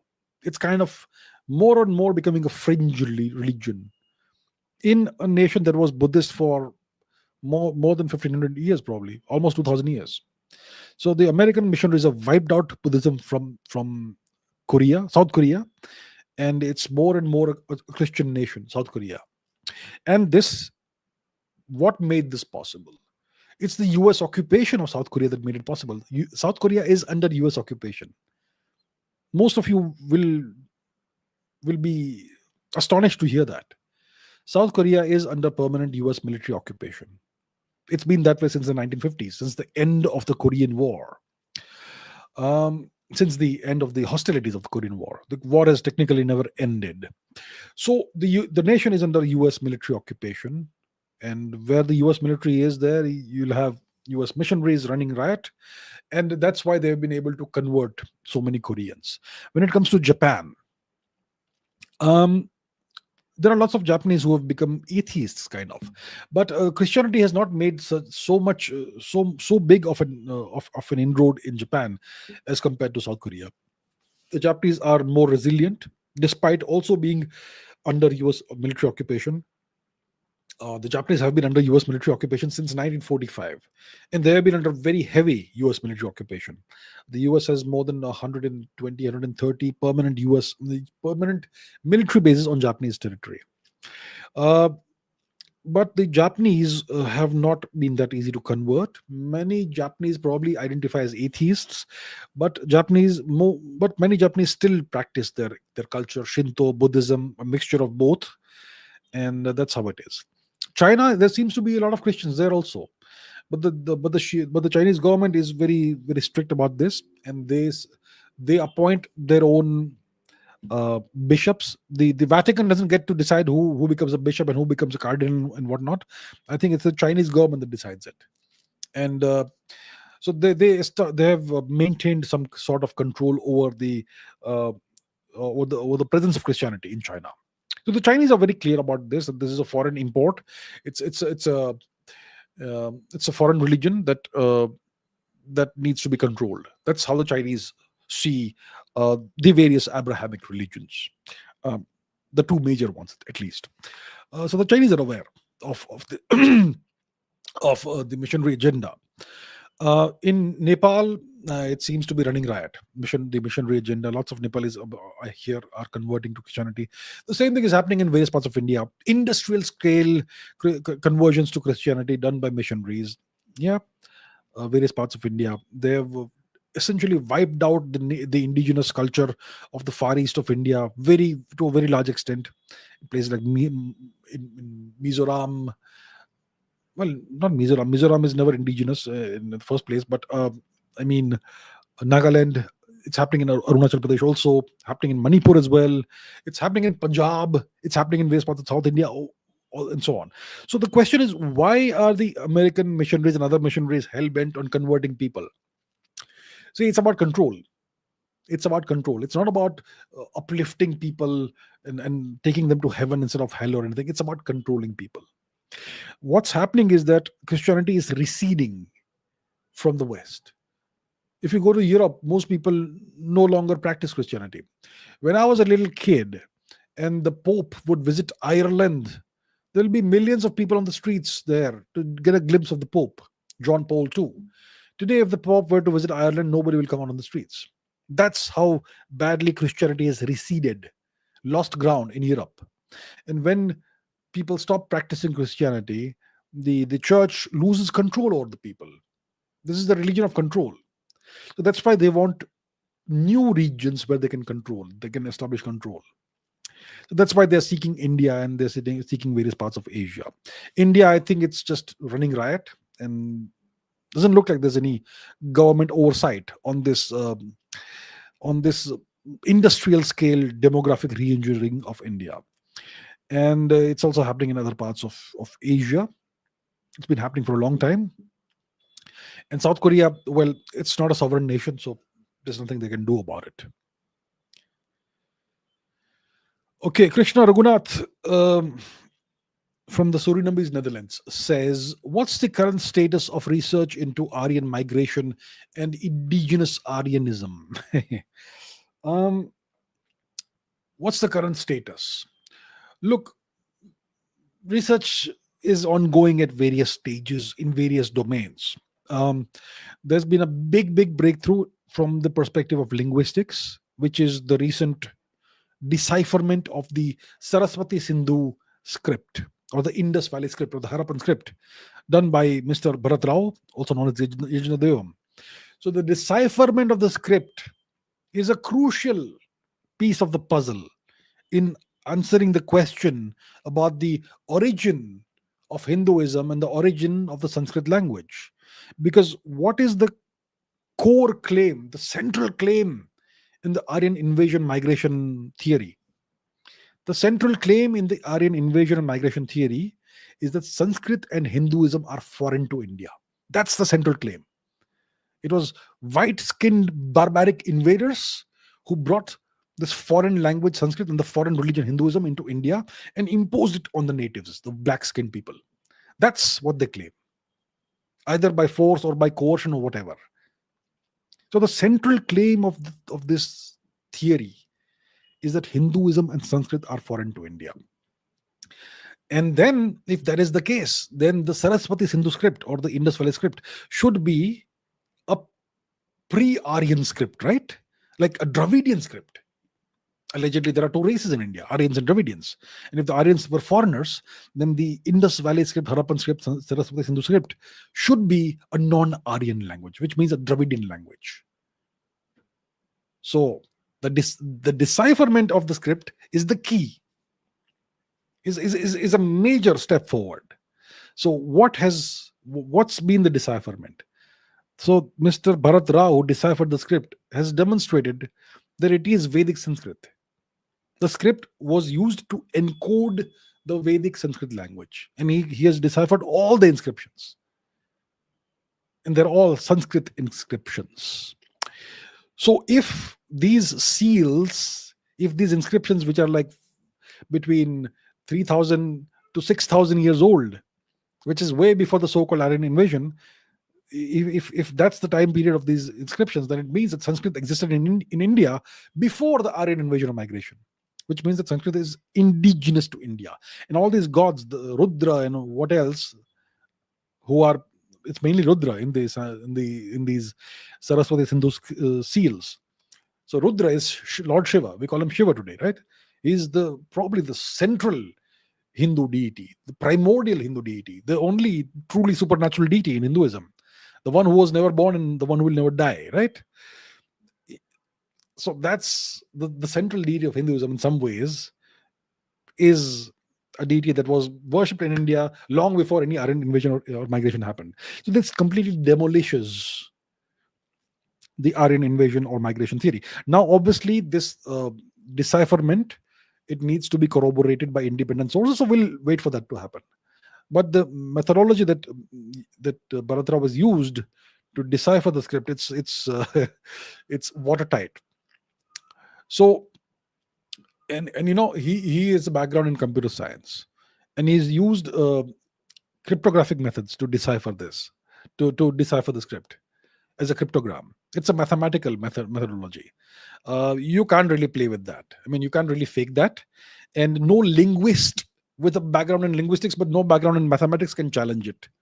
So that's the situation. So it's a gigantic blow to the Aryan invasion or migration or tourism or picnic myth. Huge, huge blow. So that's the linguistic aspect, gigantic progress in there.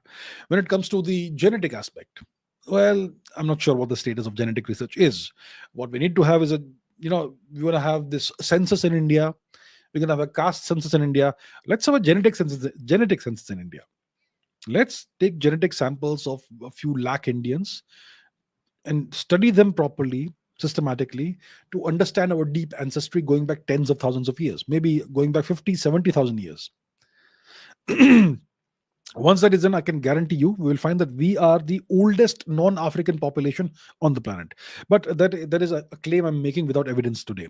I know it's true, but I don't have evidence to back it up. So whenever this research is done, it's going to prove that, or it's going to prove me wrong, whichever way it works. So that's where we stand when it comes to the status of research into the Aryan invasion, migration myth, and indigenous Aryanism. We are the indigenous Aryans, the only people on the planet who can genuinely, truthfully call themselves Arya or Aryan are us, the Indians, and our Persian relatives, not far away. Nobody else can call themselves Aryan. Whoever else calls themselves Aryan is stealing our identity. It's a case of identity theft. Anyhow, next. Geopolitical Dubey says, how different um, is today's Indian diplomacy from Bharat's diplomacy before the Turkic invasion? It's an excellent question, and I wish more people would think this way. That we have a certain state of affairs in India today. We have a certain kind of governance system. We have a certain set of institutions in the country. We have a certain way of doing diplomacy and interacting with other foreign powers. How was all of this done 1,000 years ago, before the Turkic invasion of India? I wish more people would wonder about these things. So, how different is today's diplomacy compared to before the invasions? Well, first of all, we don't have any records from before the Turkic invasions. Whatever records may have existed would have been destroyed in the destruction of the universities and libraries of India. When it comes to ancient diplomacy, if you see, Egypt no longer exists as a culture or civilization today. It's part of the Arab world today, but we still have records of their diplomacy in the form of letters and correspondence between Egypt and various other powers in the region, like the Hittites, like the Mitanni, and so on. Um, who was the Mitanni king? I think it was Tuesharath or Dasharath, who maintained a long correspondence with one of the Egyptian kings, pharaohs, and one of, I think, his sister was married to the Egyptian king, and his daughter was also married to the Egyptian king. And he had a long correspondence, ongoing correspondence with the Egyptian king. He sent the letter, the Egyptian king sends the letter back, and then there's a reply and there's another reply, and all of that was discovered in Egypt. And after the Egyptian pharaoh dies, the Mitanni king Tuesharath continued the correspondence with the king's widow, and it's interesting correspondence, because the Mitanni king is kind of greedy, and he wants some of the gold that is said to be very copiously available in Egypt. You have gold like we have dust on the street, so why don't you send me some? You had promised that you would send me some gold. When are you going to send it to me? That was the gist of the correspondence, ongoing. So that's how diplomacy was done between Egypt and various neighboring powers. So we have records that have survived. We have records that survive from Mesopotamia, that region as well. We have records that survive from Rome and other countries in Europe. But in India, the ancient records have been destroyed. We have some understanding of diplomacy because of the correspondence that seems to have survived between so we know that during the Mauryan era, uh, before the Mauryas, we had a different dynasty, different empire. that was in power in India. There was the Nanda Empire, and when Alexander the Greek tried to invade India, he came face to face, almost face to face, with the full might of the Nanda Empire, and his soldiers mutinied, and they refused to go forward further into India, and they forced Alexander to go back to Babylon, where he died. And just a few years later, when his general Seleucus Nicator came to India, there's a whole new empire in place, which is the Maurya Empire. So the Nanda Empire was destroyed by Chandragupta Maurya and Vishnugupta Chanakya, and they set up a new empire. Chandragupta became the emperor of India, one of our great emperors. And Seleucus Nicator, he conducted a small, brief war with India at the time. It was not a very serious war. It was kind of half-hearted. And at the end of the war, there was a treaty that was agreed upon.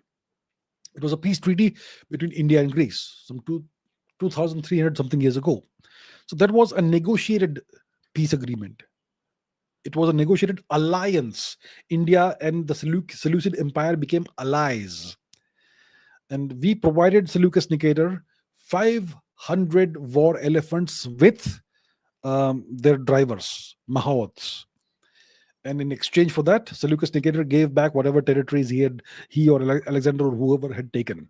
So we got back all of Gandhara and all of that, all the way to Persia. So we got a good amount of our territory back, and we got a stable border, and we got friendship, and we got an alliance. So there was diplomacy that happened here, right? But we don't have the records of the proceedings. Who went and negotiated what? Was it Chandragupta? Chandragupta himself will not obviously go. He will have a foreign minister or a prime minister who will negotiate on his behalf. Was it Vishnugupta Chanakya who did that? Was it somebody else? Who was the negotiator from the Greek side? See, all of that is lost. But we clearly did diplomacy, and it was a pretty good, strong agreement, alliance that we agreed upon with the Greeks, and it lasted generations. So after Chandragupta dies, after Seleucus Nicator dies, Chandragupta's son and Seleucus's son continue the same partnership and relationship, and they have correspondence apparently that is also pretty friendly and warm. So it was a treaty that lasted at least one generation more, if not more. After that, the Seleucid Empire itself disintegrated, while the Mauryan Empire continued under Ashoka and so on and so forth. So I think the treaty lasted as long as the Seleucid Empire lasted. So we had excellent diplomacy at the time, but I'm not sure how it was conducted. We obviously were aware of of all the other kingdoms and empires in the world. It's not like we were isolated, but we don't have the records anymore. So it would be great if our historians would try and investigate these things instead of wasting the time on God knows what. You know. Okay, Mr. 88 says, back in the days during the Maurya, Gupta, and Chola empires, how much did international relations matter? Very similar question.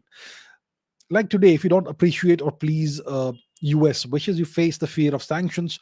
So what kind of leverage did the Indian empires have over other nations back in the day? What sort of hard power did we use on others?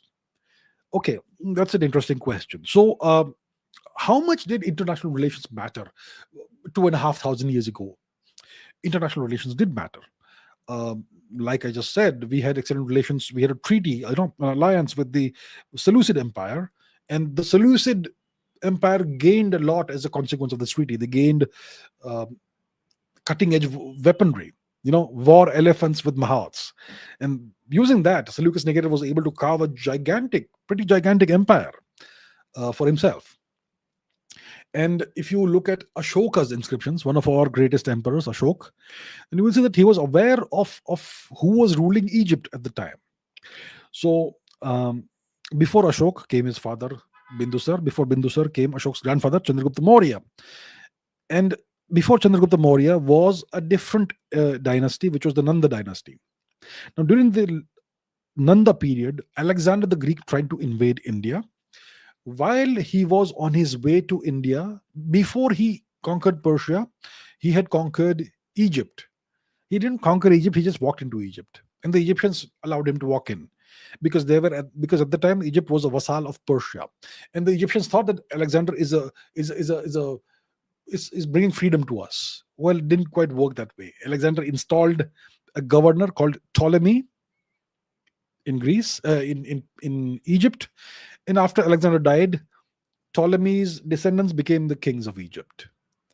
Okay, so during Ashok's time, there was a king called Ptolemy in Greece, and in Ashok's inscriptions, he is referred to as Ptolemy in Greece, in Egypt.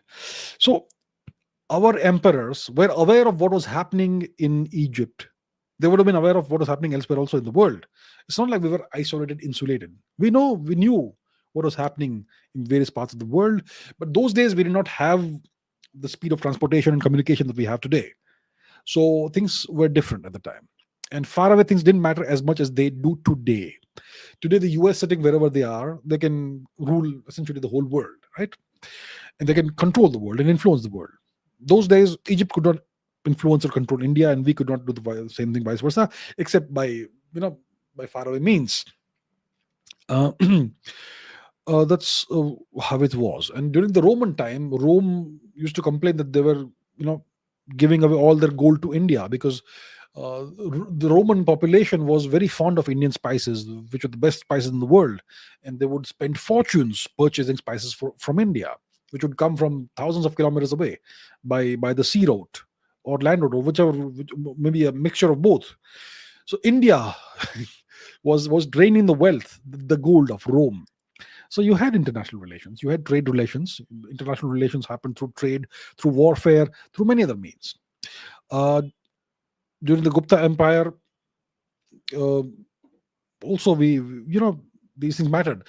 So, for example, when the Gupta Empire started rising, it arose out of Magad, out of Patliputra. The first Gupta king was Ghatotkacha, who was based out of Patliputra, if I'm not mistaken, if my memory serves me right. And the initial base of the Gupta Empire was Patliputra. It was a Bihari empire, Magadhan empire. Um, and then eventually they were able to conquer the whole of the subcontinent and more and more. Even Bahlik, which is Gandhar, Uzbekistan, that region, and so on. So during that time, when the Gupta Empire was rising, it had not yet taken over the whole of India. At that time, you had the Mahakshatrapas, the Western Kshatraps, who were ruling in Western India, Gujarat mainly. And they were fabulously wealthy because they controlled the ports that traded with the West.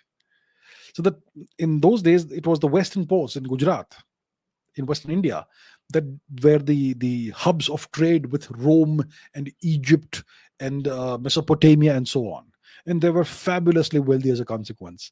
And so the Gupta, I think it was, which Gupta empire was it? Was it Chandragupta? Probably Chandragupta, who finally ended the rule of the Mahakshatrapas and took over Gujarat and took over these ports and the great shrine of Somnath and so on.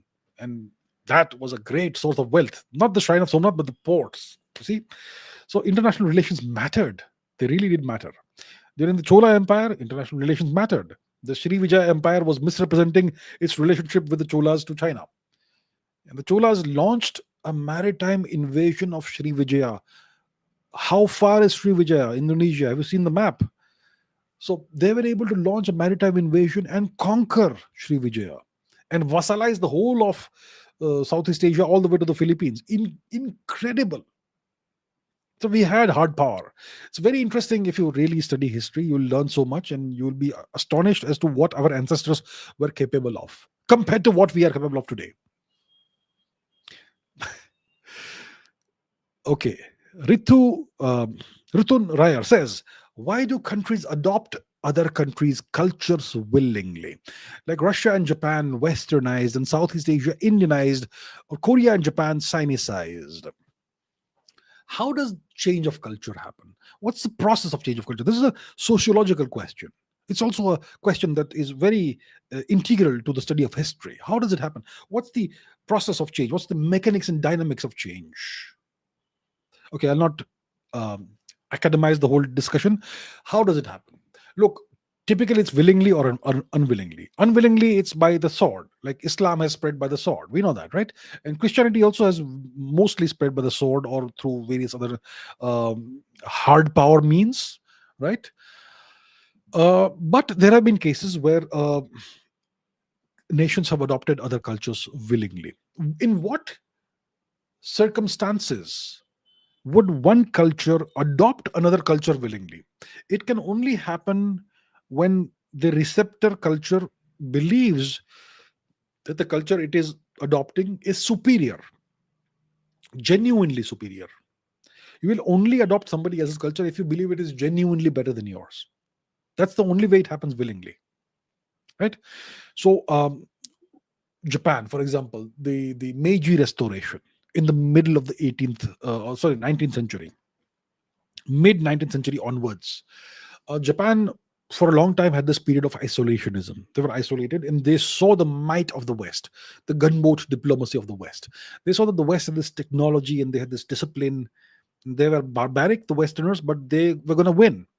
So the Japanese decided, the Japanese, whoever was ruling, the elites, they decided that we're going to westernize Japan. Otherwise, we're going to be wiped out. And so they adopted Western customs, Western culture, Western education system, everything Western. They adopted everything Western. And they very rapidly westernized in a matter of decades. That's called the Meiji Restoration. And they wiped out their samurai system as a consequence. And they tried to eradicate Buddhism, which failed. So when you feel somebody else's culture is better than yours and superior to yours, you then develop an inferiority complex and you try to change things. And you may end up doing harm to your own culture. So that's what happened when the Japanese tried to become westernized. They tried to wipe out Buddhism, which had been in Japan for 2000 years nearly. What happened to Southeast Asia? They Indianized, right? Well, you will say that when the Indianization happened, it was a very long process. The Indianization of Southeast Asia began probably about 3,000 years ago, when merchants from Kalinga, today's Orissa, were trading with Southeast Asia, with what was called Suvarna Bhumi, which is Thailand, Indonesia, mostly Thailand, the Thailand Cambodia region today. It was historically called Suvarna Bhumi. Today, the airport in Bangkok is called Suvarna Bhumi Airport.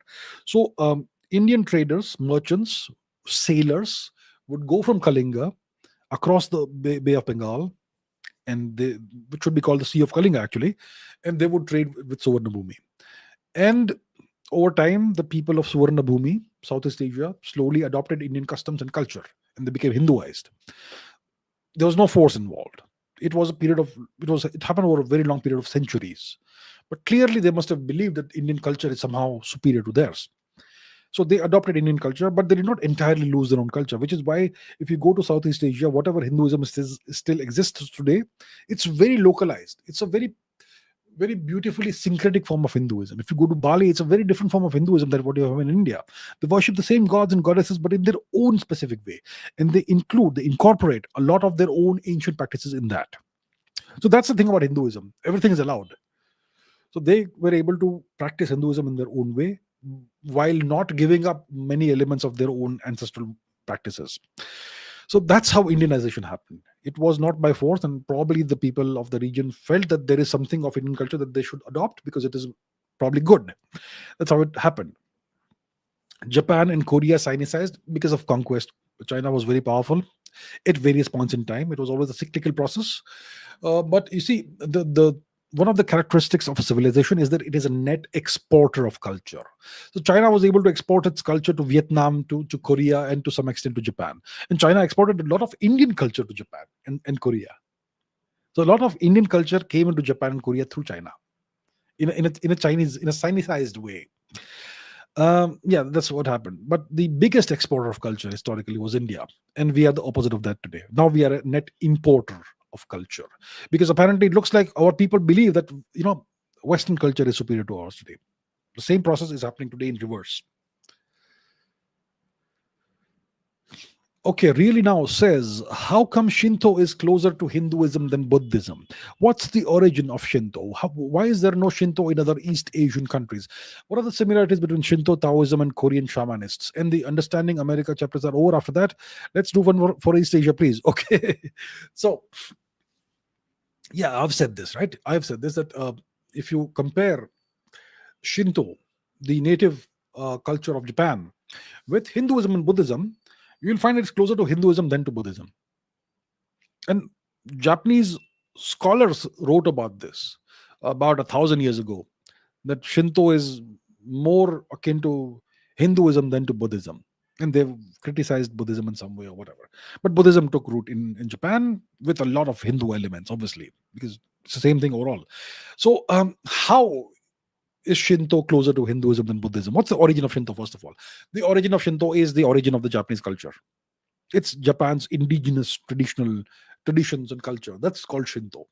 It's socio-religious cultural practices. There are elements of nature worship in Shinto. There are elements of ancestor worship in Shinto. There are certain gods and goddesses that they worship, a whole pantheon of gods and goddesses called kami, and so on.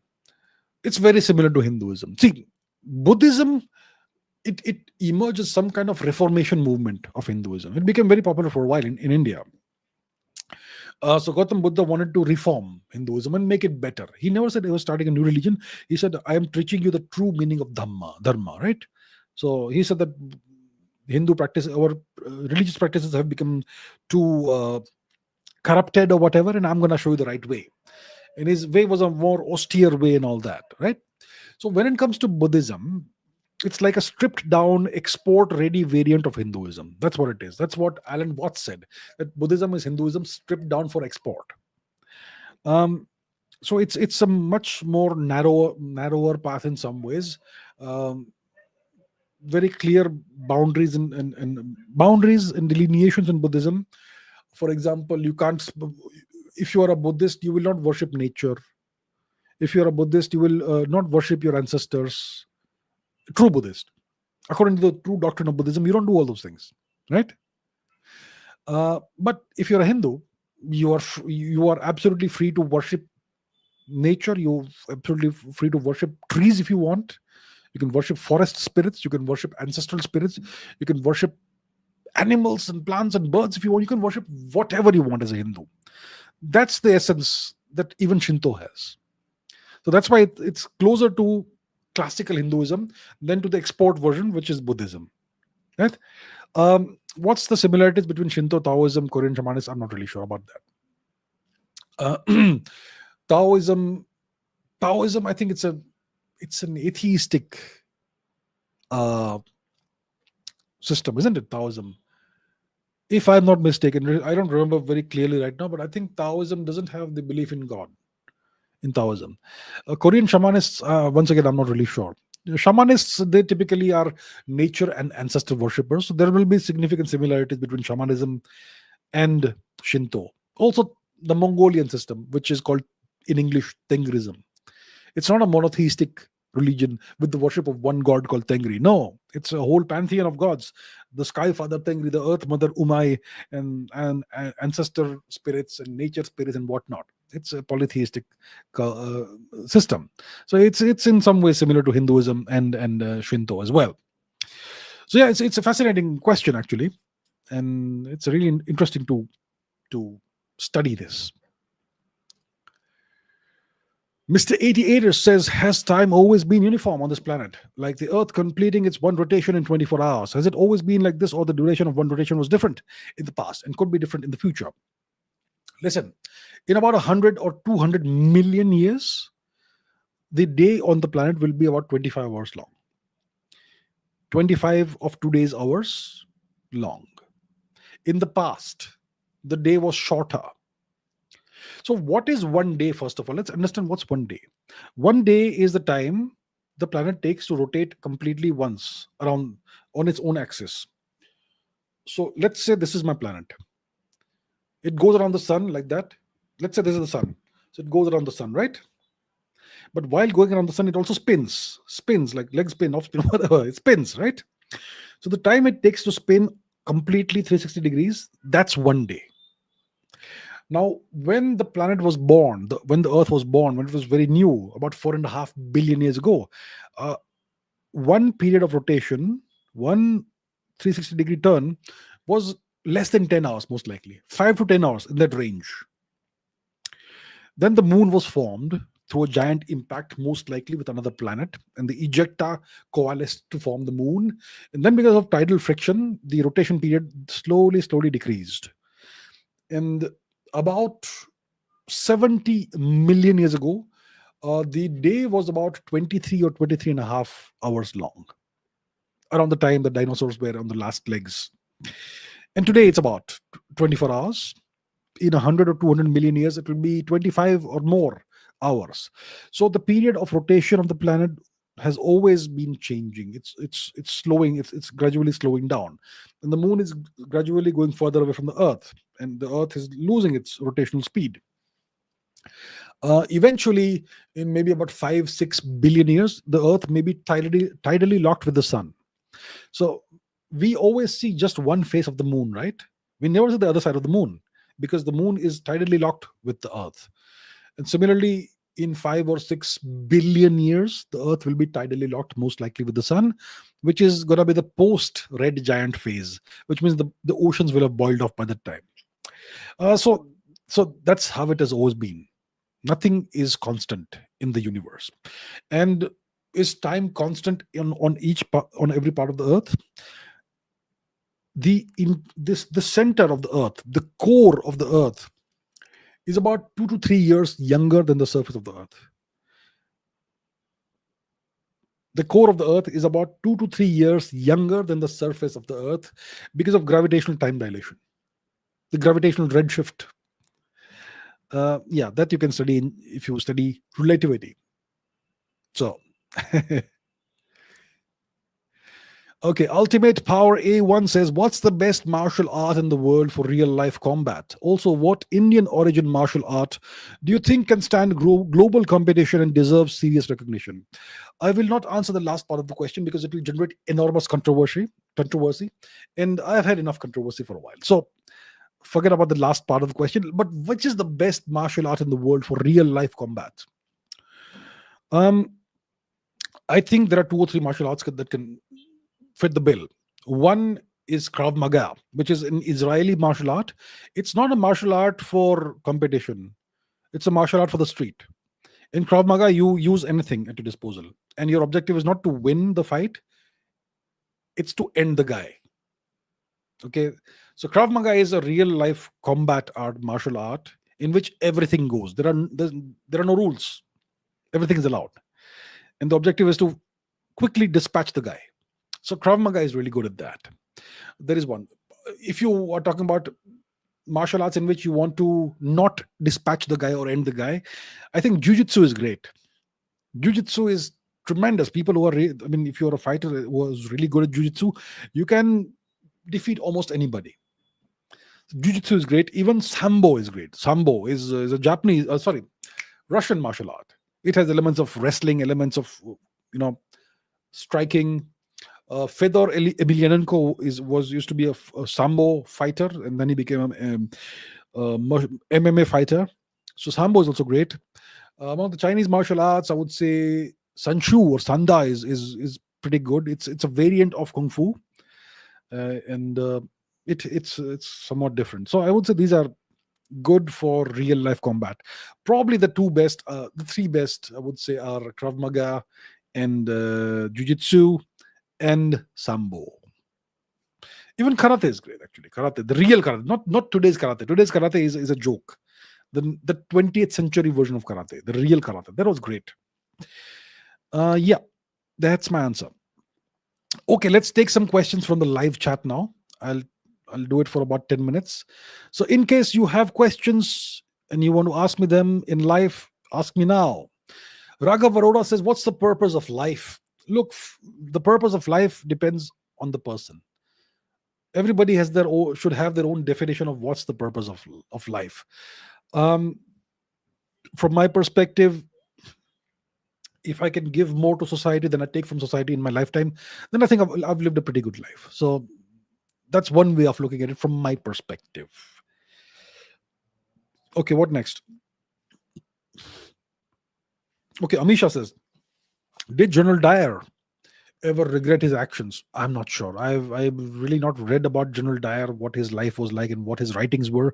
I'm not sure if he regretted his actions, and I don't care, because whether he regretted or not, he did something heinous. Yeah. Ananta Chandak says, today's karate is a joke. I'm a black belt, but still. Well, I'm glad you understand that, recognize that. Well, you can climb up the ladder. Multiple Dan black belt, right? Mahesh Reshta says, is emotion an integral part of consciousness? If yes, how can AI be without flaws since emotion is what causes them? Okay, I'm not sure what's the connection to AI, but first of all, the first part of the question is emotion an integral part of consciousness? Look, I don't know. Uh, from a scientific perspective, we don't know what consciousness is because why do I say we don't know what it is? It's because we don't have a scientific definition of consciousness. Look, I have a scientific definition of a sphere. I have scientific definitions for everything I can observe, measure, quantify. Every phenomenon that I can observe, I can define it scientifically because I have data. Consciousness, it's something strange. When I see this ball, I know there's no consciousness here. When I see an animal, I know there's consciousness there. So when you see it, you recognize it immediately. So it exists. But what is it? How can I define it from, let's say, a physics perspective? I have no idea. How do I define it from a neurological perspective, neuroscience perspective? I don't know. How do I define it from a biological perspective? I don't know. No one knows. It's one of the biggest mysteries in science. It's something that exists. We recognize it immediately when we see it. But science, from a scientific perspective, we don't know how to define it. Let's say I have a black box containing a consciousness. What are the characteristics that this consciousness will have? That's a good starting point, actually, to start it. And we can use information theory to get into it, and so on. Is emotion an integral part of consciousness? So emotions are essentially these feelings. How do you define emotions? Emotions are reactions, aren't they, to something that happens either externally or internally. These are reactions. So you could describe any reaction as some kind of emotion, perhaps. Not sure.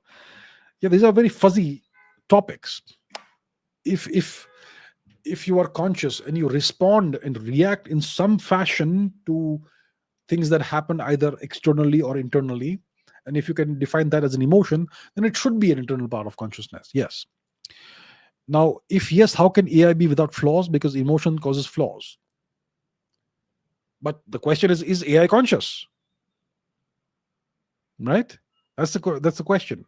What is consciousness? Once again, that's what we have to ask. And is AI conscious? We don't have the answers. We don't know whether today's AIs are conscious or not, whether they are semi-conscious. They certainly pass the Turing test. You can't tell whether that's a human being or a machine on the other side. It can speak with you and communicate with you just like a human being would. It can even pretend like it has emotions. But does it really have emotions? It's possible they may have some level of consciousness, which would be very sad, actually.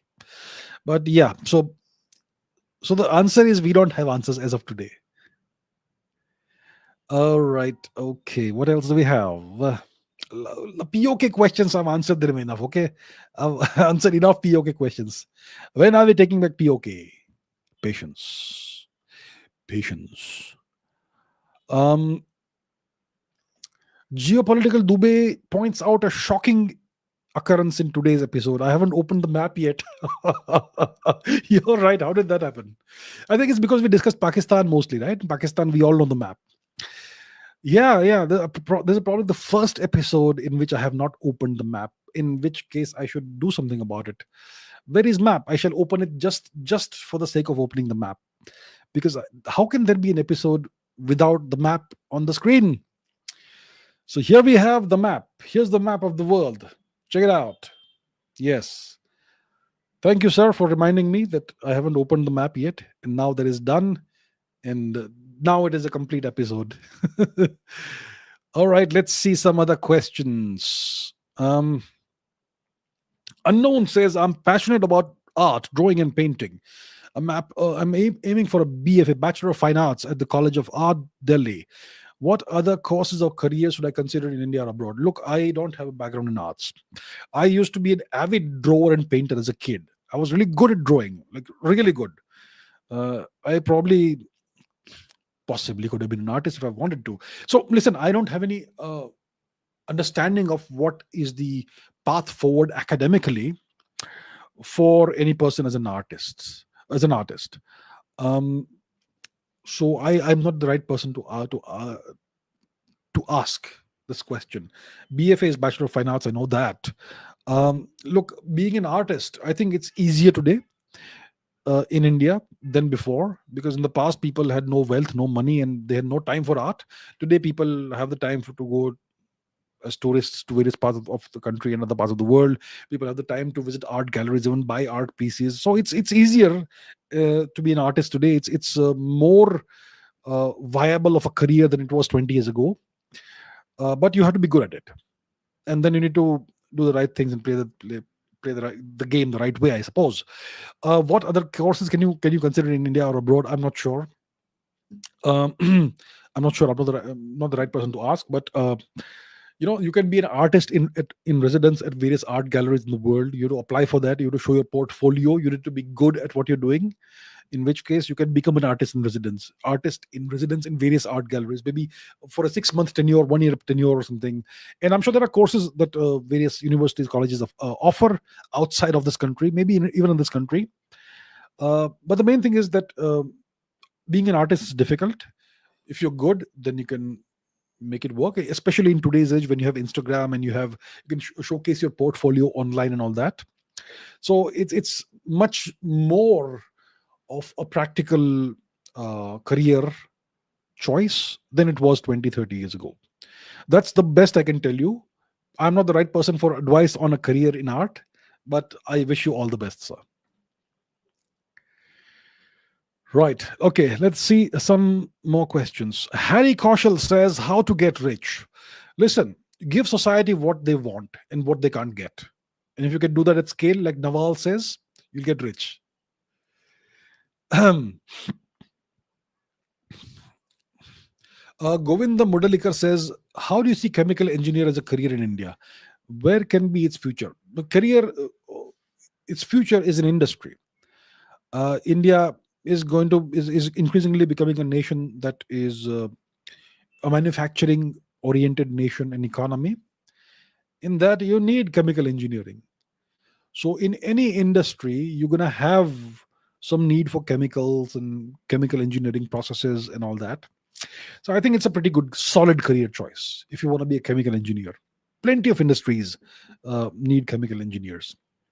So that's what I can say. Mahesh Patil says, tomorrow is my NEET exam. Wish me luck. All the best. All the best, Mahesh. Do well. And yes, succeed. All the best. Right. Okay. Mr. 88 says, what type of artist you wanted to become, sir? I never wanted to be an artist. Art was just a hobby. I enjoyed it. I used to enjoy drawing, painting, coloring, sketching, all that. Other arts, music. Yes, I am a very artistic person, but I have never considered art as a choice, as a career choice. But yeah, it's fun. It's a good way to unwind and um, unwind and relax and all that by indulging in some hobby, especially if you're reasonably good at it. And I'm reasonably good at this stuff. So yeah. Okay, what else?